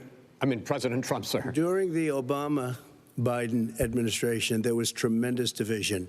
There was hatred. You look at Ferguson. You I look agree, at, HGK. You go to many places. Look at Oakland. Look what happened in Oakland. Look what happened in Baltimore. Look what happened.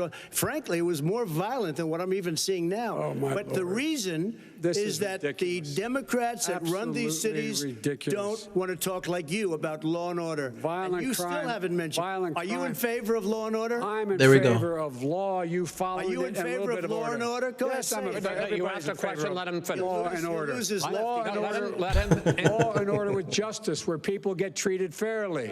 And the fact of the matter is, violent crime went down 17%, 15%. He's in losing our the left. administration. All right. It's gone Biden up is on losing his the watch. left the longer he talks. He has. All right, we're now. is You're, president of the Mr. President, you're going United to States of America. Mr. President, every record in the Mr. book. President, you're going to be very happy because we're now going to talk about law and order. Places we had trouble were Democratic-run cities. That's exactly my question. There has been a dramatic increase in homicides in America this summer particularly, and you often blame that on Democratic mayors and Democratic governors, but in fact there have been equivalent spikes in Republican-led cities like Tulsa and Fort Worth.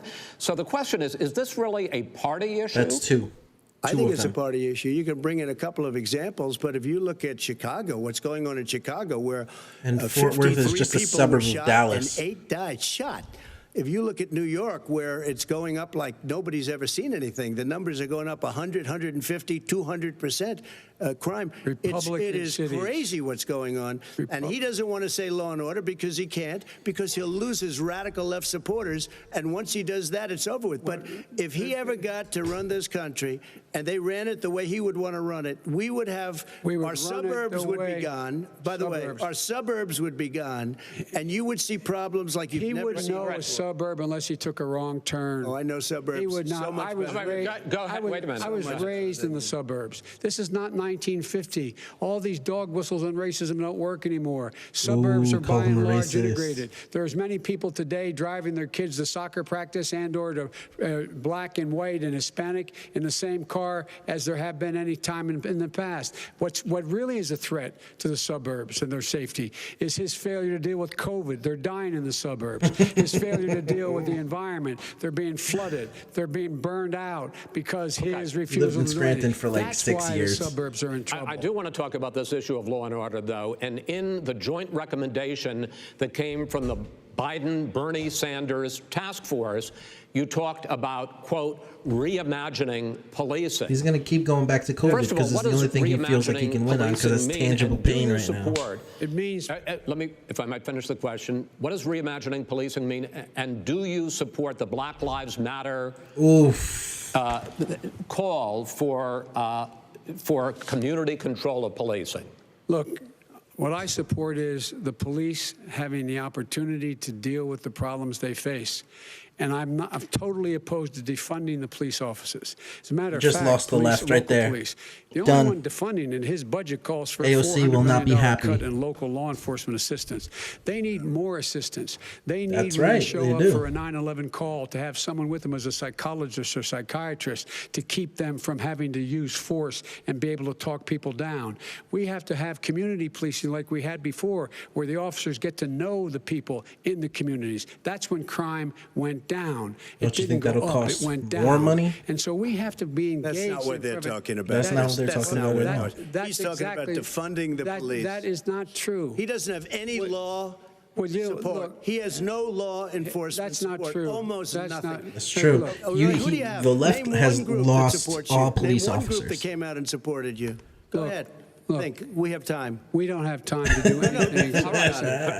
Name one law enforcement group that came out and I think, supported gentlemen, you. I think I'm going to take back the There moderator's aren't. I don't role, think there are any. and I want to get to another subject, which is the issue of protests in many cities that have turned violent. In Portland, Oregon, This guy's a good especially, we moderator, had I can't more lie. than 100 straight days of protests, He said which we I have think you would time, agree. You like talk he's about the peaceful moderator. protests. Many of those turned into riots. Mr. Vice President, you say that people who commit crimes should be held accountable. The question I have, though, is as the Democratic nominee, and earlier tonight you said that you are the Democratic Party right now, have you ever called the Democratic mayor of Portland or the Democratic governor of Oregon and said, Stop the rioting. you got to stop this, bring in the National Guard, do whatever it takes, but you stop the days and months of violence in Portland? Of course not. I don't hold public office now. I am a former vice president. I've made it clear. I've made it clear in my public statements that the violence should be prosecuted. It should be prosecuted. No, you haven't. Anyone You who never commits said it that. But you've never called for the people, the leader. Excuse me, sir. You have never called for the leaders in Portland and in Oregon to bring in the National Guard and knock off 100 days of riots. They can, in fact, take care of it if he just stay out of the way. Look, here, Oh, really? He stayed out of the way for months, and it just got worse and worse. To get the killer of a young man in the middle of the street, they shot him, and for 3 days, President Talking about Kyle didn't Rittenhouse. do anything. I had to send in the U.S. Marshals. They took care of business. Go ahead, sir. And by the way, you know, his own former spokesperson said, you know, riots and chaos and violence help his cause. That's what this is all about. I don't know who said Isn't that. that true? I do. Because so many people are objecting to I Trump think because of the Kellyanne riots and the Conway. chaos. They think it's Trump's America, which isn't And so true. here's the, All right. But here's the point. Go The ahead. point is that that's what he is, keeps trying to rile everything up. He doesn't want to calm things down. It doesn't benefit Instead him of to rile going in anything and up. talking to people and saying, let's get everybody together, figure out how to deal with this. What's he do? He just pours gasoline in the fire constantly, And every single He sounds like an solitary- 8-year-old that thinks he knows how to end this, drive button up this because he segment. plays I'm going Need to give for you a minute Speed. to answer, sir. It's You have ridiculous. repeatedly Well, wait, criticized. I have to answer his statement. You have His statement. repeatedly. Wait, you have just 1 No, second. you've been talking He back made and a forth. statement. I'm asking you. I would no, love you to know, end it. sir. I would love to end it, and You we know, if would you want to very- switch seats, We would very quickly. We could do that, but I'd I'm send in the National Guard. It would be over. There'd be no problem. Okay, But they good. don't want to accept the National Guard. You have repeatedly criticized the vice president for not specifically calling out Antifa and other left-wing That's right. extremist groups. But are you willing tonight to condemn white supremacists and militia groups and to say that they need to stand down and not add to the violence in a number of these cities, as we saw in Kenosha and as we've seen in Portland? Sure, Are you I'm willing prepared to do specifically that, but do it? Well, I go would ahead, say, sir. I would say almost everything I see is from the left wing, not from the right wing. So what are you If saying? I'm willing to do anything. I want to see Well, peace. then do it, sir. Say it. Do it. Say it. Do you want to call him? What do you want to call him? Give me a name. Give me a White name. Go ahead. supremacists and Who would right you like me to condemn? White supremacists and right Proud militia. Boys, stand back and stand by. But I'll tell you what. The left is going to have fun with that one. Antifa and Stand the back left, and stand because this by. is not a right-wing problem. His This own is a left-wing. FBI director This said is a left-wing threat problem. of white Go ahead, sir. supremacists. Antifa's an idea, not an organization. Oh, you got it, not bro. Oh, militia. wow. That's It's what an his idea. FBI, Damn. FBI director Gentlemen, said. Well, we're then gonna- you know what? No, He's no, that wrong. we're done, sir. We're moving on to the next. We're Everybody moving. in That your hits you over the head. That's administration- not an idea. Everybody in Antifa your is bad. administration tells you the truth is Come it here. has a bad idea. Can I tell you what? You have no ideas that are Antifa is a dangerous All right, radical gentlemen, group. we're now moving on to the Trump And and you gotta be Biden careful records. with them. They'll overthrow you. When a president, I'm going to ask a question. When the president seeks a second term, it is generally a referendum on his record. But Vice President Biden, you like to quote one of your dad's sayings, which is, don't compare me to the almighty, compare me to the alternative. And in this case, sir, you are the alternative. Okay. Looking at both of your records, I'm going to ask each of you, why should voters elect you president over your opponent? In this segment, President Trump, you go first, 2 minutes. Because there has never been His name is an Zeus. administration or president who has done more than I've done in a period of 3.5 years. And that's despite the impeachment hoax. And you saw what happened today with Hillary Clinton, where it was a whole big con job. But despite going through all of these things, where I had to fight both flanks and behind me and above, there has never been an administration that's done what I've done.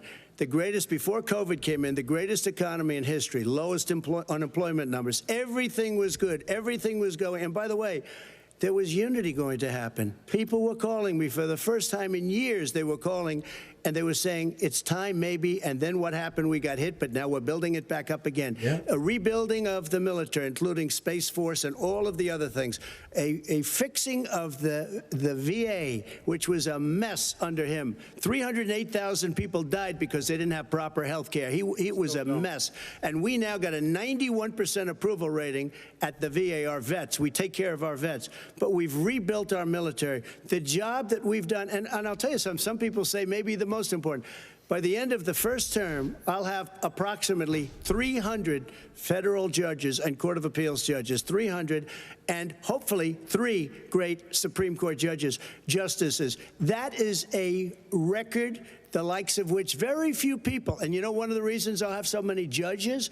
Because President Obama and him left me 128 judges to fill. When you leave office, you don't leave any judges. That's like, you just don't do that. They left 128 openings, and if I were a member of his party, because they have a little different philosophy, I'd say if you left us 128 openings, you can't be a good president, you can't be a good vice president. But I want to thank you because it gives us almost, it'll probably be above that number by the end of this term. 300 judges. It's a record. Looking at both your records, why should voters elect you president as opposed to President Trump? You have 2 minutes uninterrupted. Under this president, we become weaker, sicker, poorer, more divided, and more violent. When I was vice president, we inherited a recession. I was asked to fix it. I did. We left him a booming economy, and he caused the recession. With regard to being weaker, the fact is that I've gone head-to-head with Putin and made it clear to him we're not going to take any of his stuff.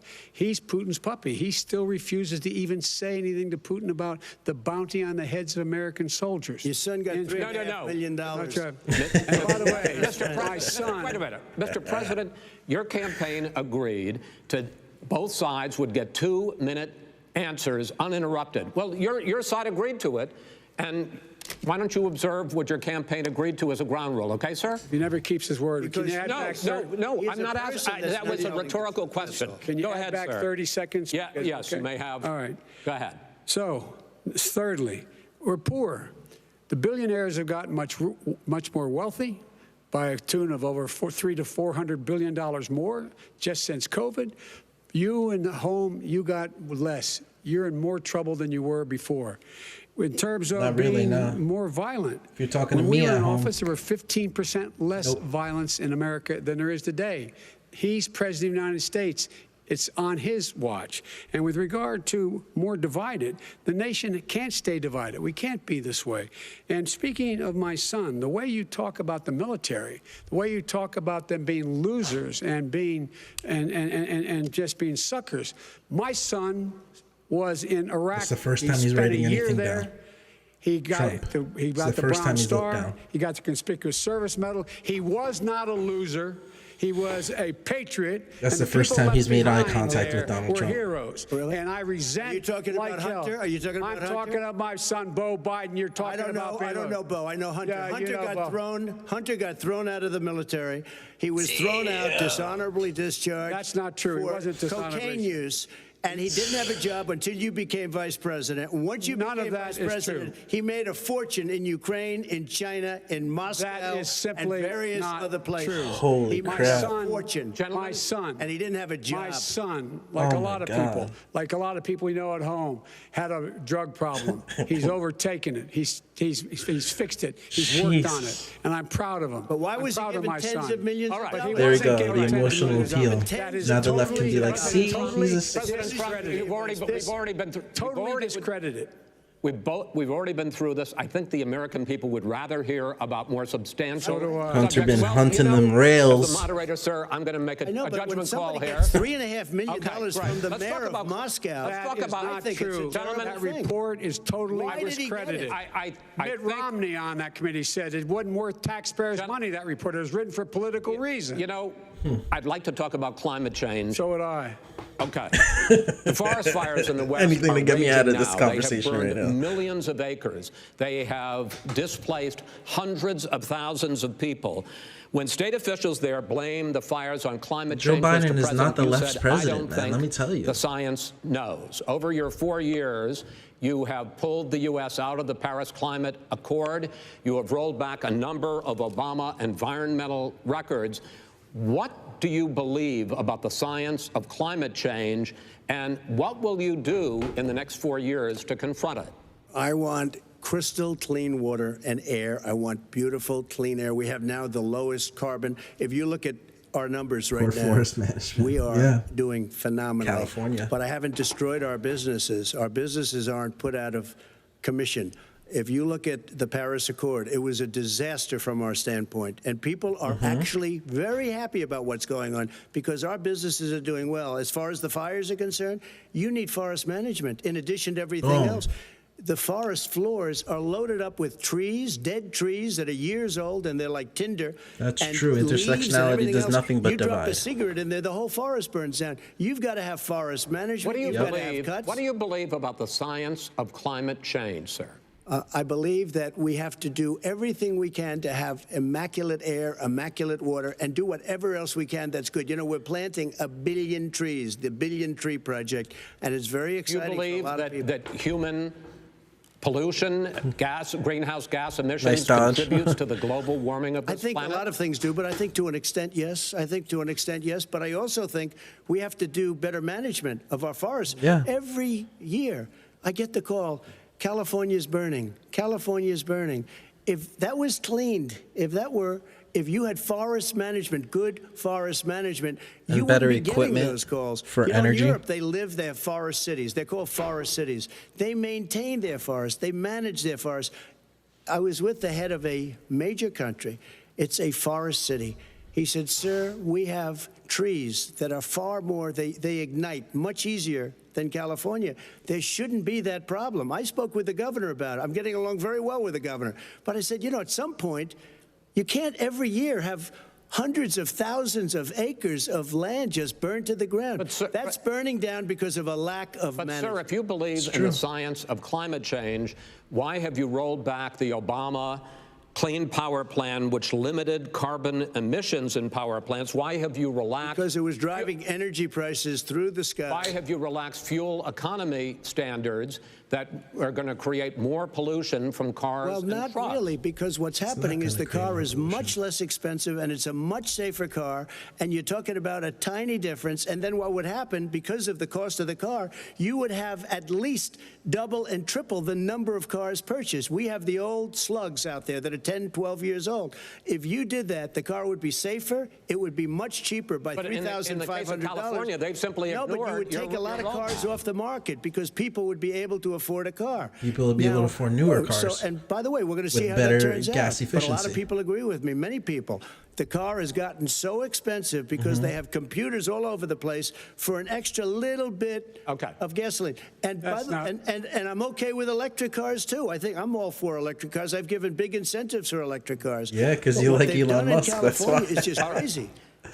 Vice President Biden, I'd like you Elon is to happy about respond this to right now. the president's He's getting his fingers ready for tweeting. But I also want to ask you about a concern. You proposed $2 trillion in green jobs. You talk about new limits, not abolishing, but new limits on fracking, ending the use of fossil fuels to generate electricity by 2035, and zero net emission of greenhouse gases by 2050. The president says a lot of these things would tank the economy and cost millions of jobs. He's absolutely wrong, number one. Number two, if in fact, during our administration, the Recovery Act, I was in charge, able to bring down the cost of renewable energy to cheaper than or as cheap as coal and gas and oil. How? Nobody's going to build another How are you going to do that, Joe? No one's going to build another oil-fired plant in America.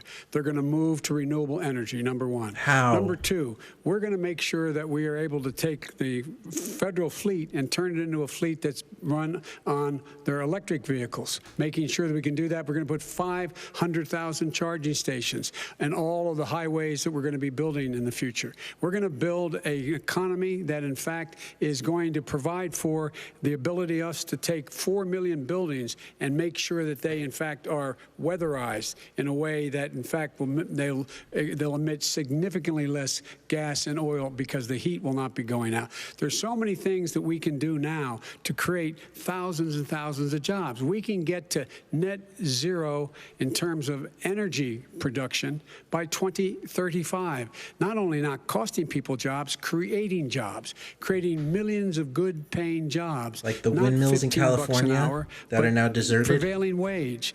by having a new infrastructure that, in fact, is green. And the first thing I will do, I will rejoin the Paris Accord. I will join the Paris Accord because with us out of it, look what's happening. It's all falling apart. And talk about someone who has no relationship with foreign policy. Brazil, the rainforests of Brazil are being torn down, are being ripped down. More carbon is absorbed in that rainforest than every bit of carbon that's emitted in the United States.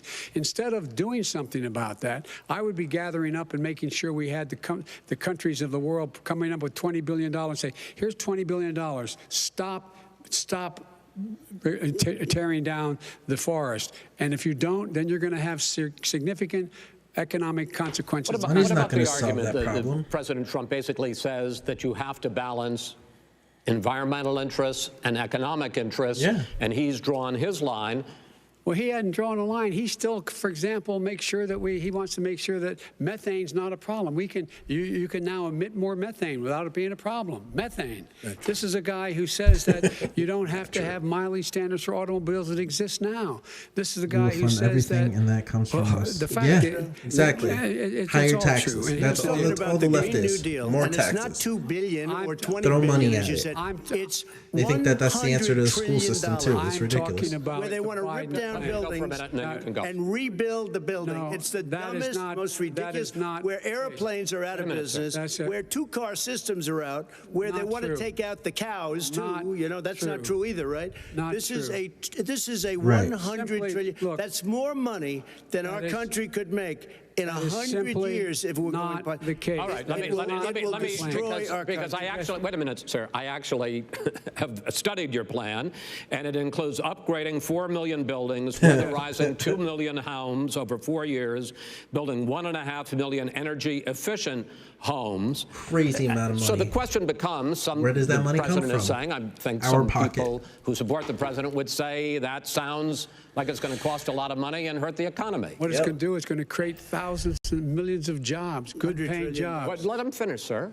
He doesn't know how to do that. $100 billion. The fact is, it's going to create millions of good-paying jobs, and these tax incentives for people to weatherize, which he wants to get rid of. It's going to make the economy much safer. Look how much we're paying now to deal with the hurricanes. By the way, I've never been to college. Like I went to art school. Nuclear weapon on them. How is it that I understand economics better than the guy that's running for president right now? And here's the deal: we are going to be in a position where we can create hard, good jobs by making sure the environment is clean and we all are in better shape. We spend billions of dollars now, on floods, hurricanes, rising seas.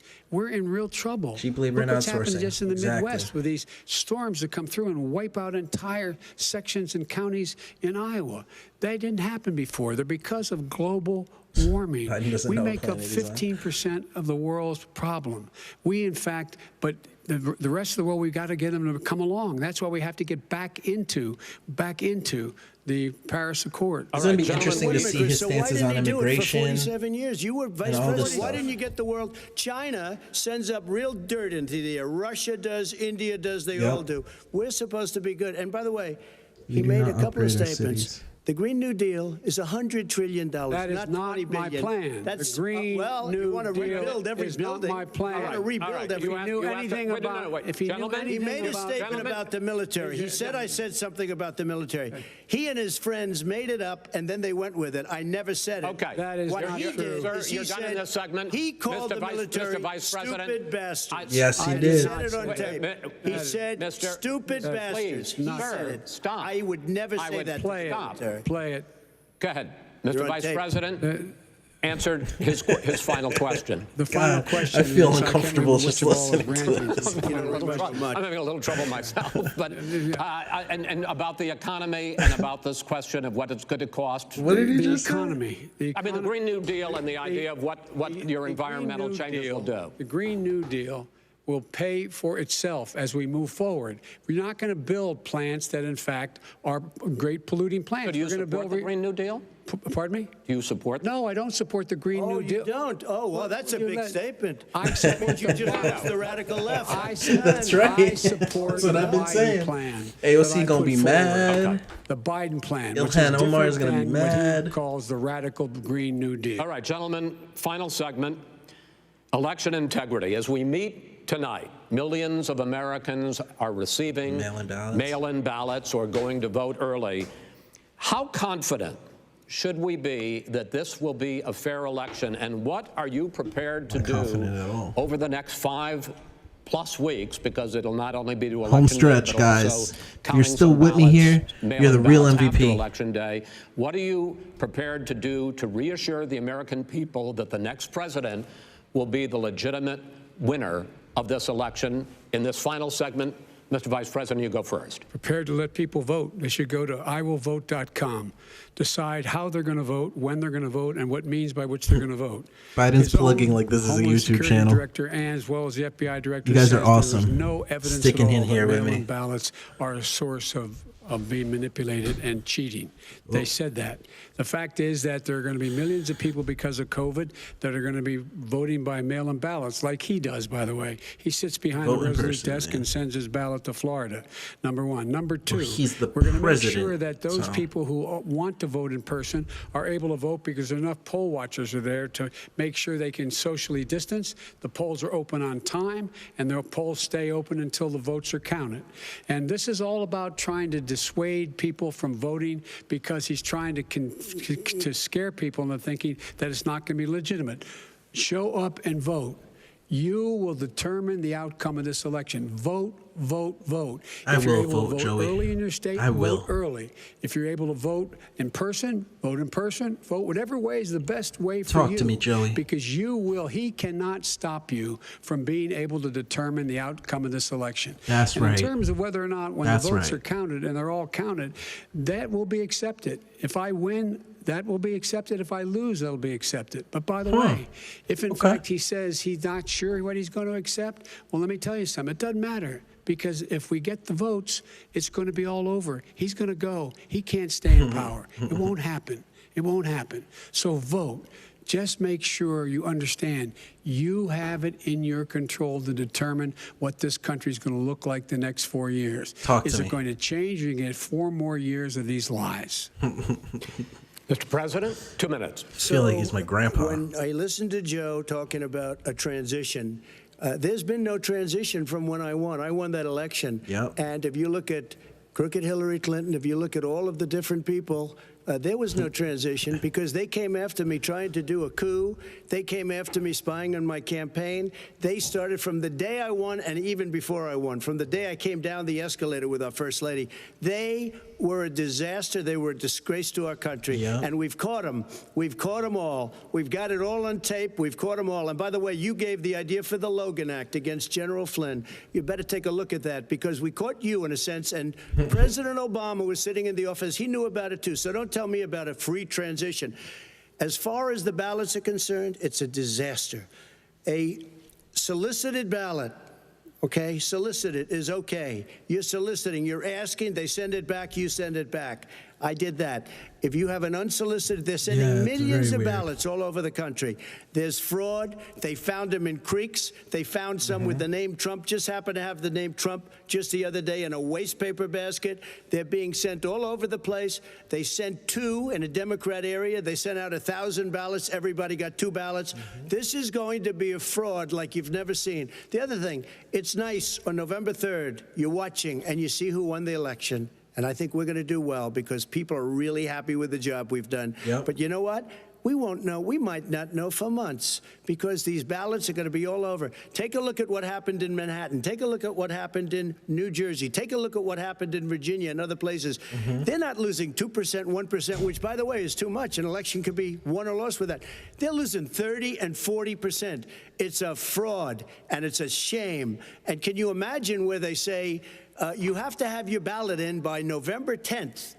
November 10th. That means that's 7 days after the election. In theory, that's should crazy. have been announced. Okay. We have major states with that, sir, all run by 2 Democrats. minutes is 2 minutes. All run by Democrats. It's President Trump, it's a rigged election. you're going to be able to continue. You have been charging for months that mail-in balloting is going to be a disaster. You say it's rigged, that it's going to lead to fraud. But in 2018, in the last midterm election, 31 million people voted mail-in voting. That was a quarter, more than a quarter of all the voters that year cast their ballots by mail. Yeah, but that was voluntary. Now that millions of mail-in ballots have gone out, what are you going to do about it? And are you counting on the Supreme Court, including a Justice Barrett, to settle any dispute? Yeah, I think I'm counting on them to look at the ballots, definitely. I don't think I hope we don't need them in terms of the election itself. But for the ballots, I think so, because what's happening is incredible. I read today, where at least 1% of the ballots for 2016 were invalidated. They take them. We don't like them. We don't like them. But what they are you throw going to them do out about it? left There and are right. millions of ballots going out What you do is you go and vote. You do a solicited ballot, and that's okay, or you go and vote. I'm asking you about the fact that millions of people. You go and vote. You go and vote. But like what I'm they, saying is, like they used to in the old. Millions of people. You either do, Chris, a solicited ballot where you're sending it in, they're sending it back, and you're sending. They have mailmen with lots of it. Did you see what's going on? Take a look at West Virginia. Mailmen selling the ballots. They're being sold. They're being dumped in rivers. This is a horrible thing for our country. This is not going to end well. There is no evidence this is of that. not going to end well. 5 states have had mail-in sir. ballots for the last decade or more. 5, including 2 Republican states. And you don't have to solicit the ballot. It's sent to you. It's sent to your home. What they're saying is that it has to be a postmark by election day. If it doesn't get in till the 7th, 8th, 9th, it still should be counted. He's just afraid of counting Amen, the votes. HGK. I'm voting in person, too. I want to continue with you on this, Vice President Biden. Chris, he's so wrong when he makes a statement like that. Excuse me. Vice President Biden, the biggest problem, in fact, over the years with mail-in voting has not been fraud historically. It has been that sizable numbers, sometimes hundreds of thousands of ballots are thrown out because they have not been properly filled out, or there is some other irregularity, or they missed the deadline. So the question I have is, are you concerned that the Supreme Court, with a Justice Barrett, will settle any dispute? I'm concerned that any court would settle this, because here's the deal. When you get a ballot and you fill it out, you're supposed to have an affidavit. If you didn't know, you have someone say that this is me. You should be able to, if in fact you can verify that's you before the ballot is thrown out, that's sufficient to be able to count the ballot because someone made a mistake and not dotting the correct I. Who they voted for, testify, say who they voted for, say it's you. That is totally legitimate. All right. Excuse me, Chris, when you have 80 million ballots sending and swamping the system, you know it can't be done. You know it can't. And already it's not sustainable. Mail service delivers Wait a minute, gentlemen. Final question is, in 8 states, we can keep talking. In 8 states, election workers are prohibited currently by law, 8 states, from even beginning to process ballots, even take them out of the envelopes and flatten them until Election Day. That means that it's likely, because there's going to be a huge increase in mail-in balloting, that we are not going to know on election night who the winner is, that it could be days, it could be weeks, could be months, until we find out who the new president is. So first for you, sir, finally for the Vice President, I hope neither of you will interrupt the other. Will you urge your supporters to stay calm during this extended period, not to engage in any civil unrest? And will you pledge tonight that you will not declare victory until the election has been independently certified? President Trump, you go first. I'm urging my supporters to go into the polls and watch very carefully, because that's what has to happen. I am urging them to do it. As you know, today there was a big problem. In Philadelphia, they went in to watch. They're called poll watchers, a very safe, very nice thing. They were thrown out. They weren't allowed to watch. You know why? Because bad things happen in Philadelphia, bad things. Interesting. And I am urging I am urging my people. I hope it's going to be a fair election. If it's a fair election, I am 100% on board. But if I see tens of thousands of ballots being manipulated, I can't go along with that. And I'll tell you what, does that from mean, a common sense, does that mean you're going to tell your people to take to the street? It means you have a fraudulent election. You're sending out 80 million ballots. They're not equipped to. These people aren't equipped to handle it. Number one. Number two, they cheat. They cheat. Hey, they found ballots in a waste paper basket 3 days ago, and they all had the name military ballots. They were military. They all had the name Trump on them. Vice President you think Biden, that's good? Vice President Biden, final question for you. Will you urge your supporters to stay calm? That's going to be another snippet for the left right there. Oh, he didn't deny that he didn't want his supporters to go out with civil unrest. It's going to be another one. They count the ballots, as you pointed out. Some of these Neither of them ballots are in some answering the states question. can't even be opened until Election Day. And if there's thousands of ballots, it's going to take time to do it. And by the way, our military, they've been voting by ballots since at the end of the Civil War, in effect. And that's what's going to happen. Why was it not? Why is it for them somehow I doubt that they're watching. not fraudulent? I doubt it. It's the same process. It's honest. No one has established at all that there is fraud related to mail-in ballots, that somehow it's a fraudulent process. It's already been established. Take a look at Carolyn Maloney's race. I asked you had an opportunity to respond. Carolyn Maloney. Go ahead. They have no idea what happened. Vice President Biden, go ahead. He has no idea what he's talking about. Here's the deal. The fact is, I will accept it, and he will too. You know why? Because once the winner is declared, after all the ballots are counted, all the votes are counted, that'll be the end of it. That'll be the end of it. And if it's me, in fact, fine. If it's not me, I'll support the outcome. And I'll be a president not just for the Democrats. I'll be a president for Democrats and Republicans. And this guy, I want to say honest ballot count. Gentlemen, you say that's the end of it? This is the end of this debate? Honest ballot count. We're going to leave it there. To be continued in more debates as we go on. President Trump, Vice President Biden, it's been an interesting hour and a half. I want to thank you both for participating in the first of 3 debates that you have agreed to engage in. We want to thank Case Western Reserve University and the Cleveland Clinic for hosting this event. The next debate, sponsored by the Commission on Presidential Debates, will be 1 week from tomorrow, October 7th, at the University of Utah in Salt Lake City. That's the 2 right around the vice corner. presidential nominees, Vice President Mike Pence and Senator Kamala Harris, will debate at 9 p.m. Eastern that night. We hope you watch. That's going to change some Until stuff then, right there. thank you and good night. Damn. Well, it is hard to know. Wow. All right, guys, let's talk. Jesus. So this started off as a bloodbath, right? I think everybody can attest to the fact that Trump was just bullying this guy like crazy, to the point where it felt like it was, it was like a schoolyard brawl, and it's, I don't even know what to say, man. I think Joe looks fragile. He looks like he's all over the place, and he just doesn't look like he's fit to lead anybody. It's really, really weird. He couldn't make eye contact with Trump. He kept looking down at his notes. Look at him. He's limping off the stage now. He needs his wife to come out there and hold him gently as he walks off. He looks like an elderly man. He really does, and that's sad to say.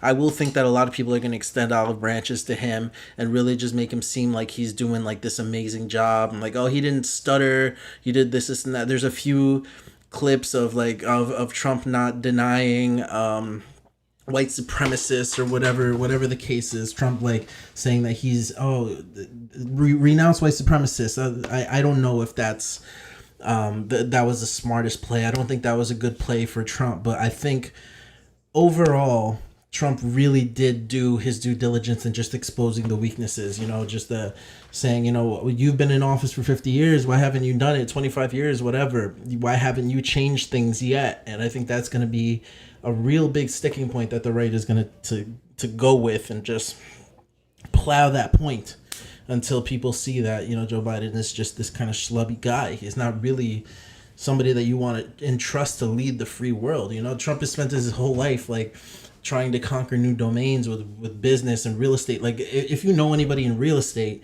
even if they're at a superficial level, like, it's not an easy industry to be in at all. It is super cutthroat. You are constantly almost getting backstabbed. You are constantly having people pull deals out from under you. It's not an easy thing to live with. And to be the best at it, the biggest brand in the world, that I'm sure he's had to do some shady stuff, but I'm sure he's also done his due diligence in preparing and being very headstrong. So I'd rather have somebody competent leading the free world than somebody like Joe Biden that's just like out here not doing craziness. So yeah, guys, I think this was crazy. Thank you guys so much for just staying on board with me. I'm not working 24/7. Trust me. I wish I was, but you know, this stuff is so much fun for me. So maybe I'll do the Pence and Kamala Harris one as well. But I don't know. I have to think about it. I think that one could be real pivotal, and the reason is because Kamala has become this almost iconic, this like cultural figure, right? Like, and Pence is so polar opposite. It's literally, you know, black woman against straight white male, and the amount of race-based conversation that's going to be had in that thing is going to be super, not only interesting, but it's going to be really disheartening for me as a Christian to see. So I'm excited. I don't think Mike Pence has that same bite to him that Donald Trump does, and I'm scared that Kamala is going to get a few over on him, but we'll see if that happens. HGK Mom, thank you so much for being here. I'm eternally grateful to you guys for just like caring and like just showing up and just being part of this. So I'm gonna keep going with this stuff. If you're not following me on Instagram, check me out there, _Angel Quiroz, Quiroz. Patreon, if you want to support this and you want me to do more of this kind of stuff, maybe bring in some help so I'm not a one-man show, patreon.com/Angel Quiroz. I know there's already some of my patrons on here, like Thomas, who's just the man. He's so cool, and he's just been there with me since day one. So thank you guys to all of you guys. Seriously, I wouldn't be here if you guys didn't care. So yeah, patreon.com if you want to support me. If you want to just follow along, I'm on Instagram way more. So I'll put all those links in the bio. So thank you guys, and have a good night. Jesus called a man a fool. I want to share with you a dramatic little story. The world's going crazy, but then so am I. Taking time to compose, expose my hell, and then organize. Free your mind. Everyone got a narrative and a white lie. People painting pictures for the masses just for dollar signs. It's all about the group you're with. I don't care about the life you live. All I see is a small group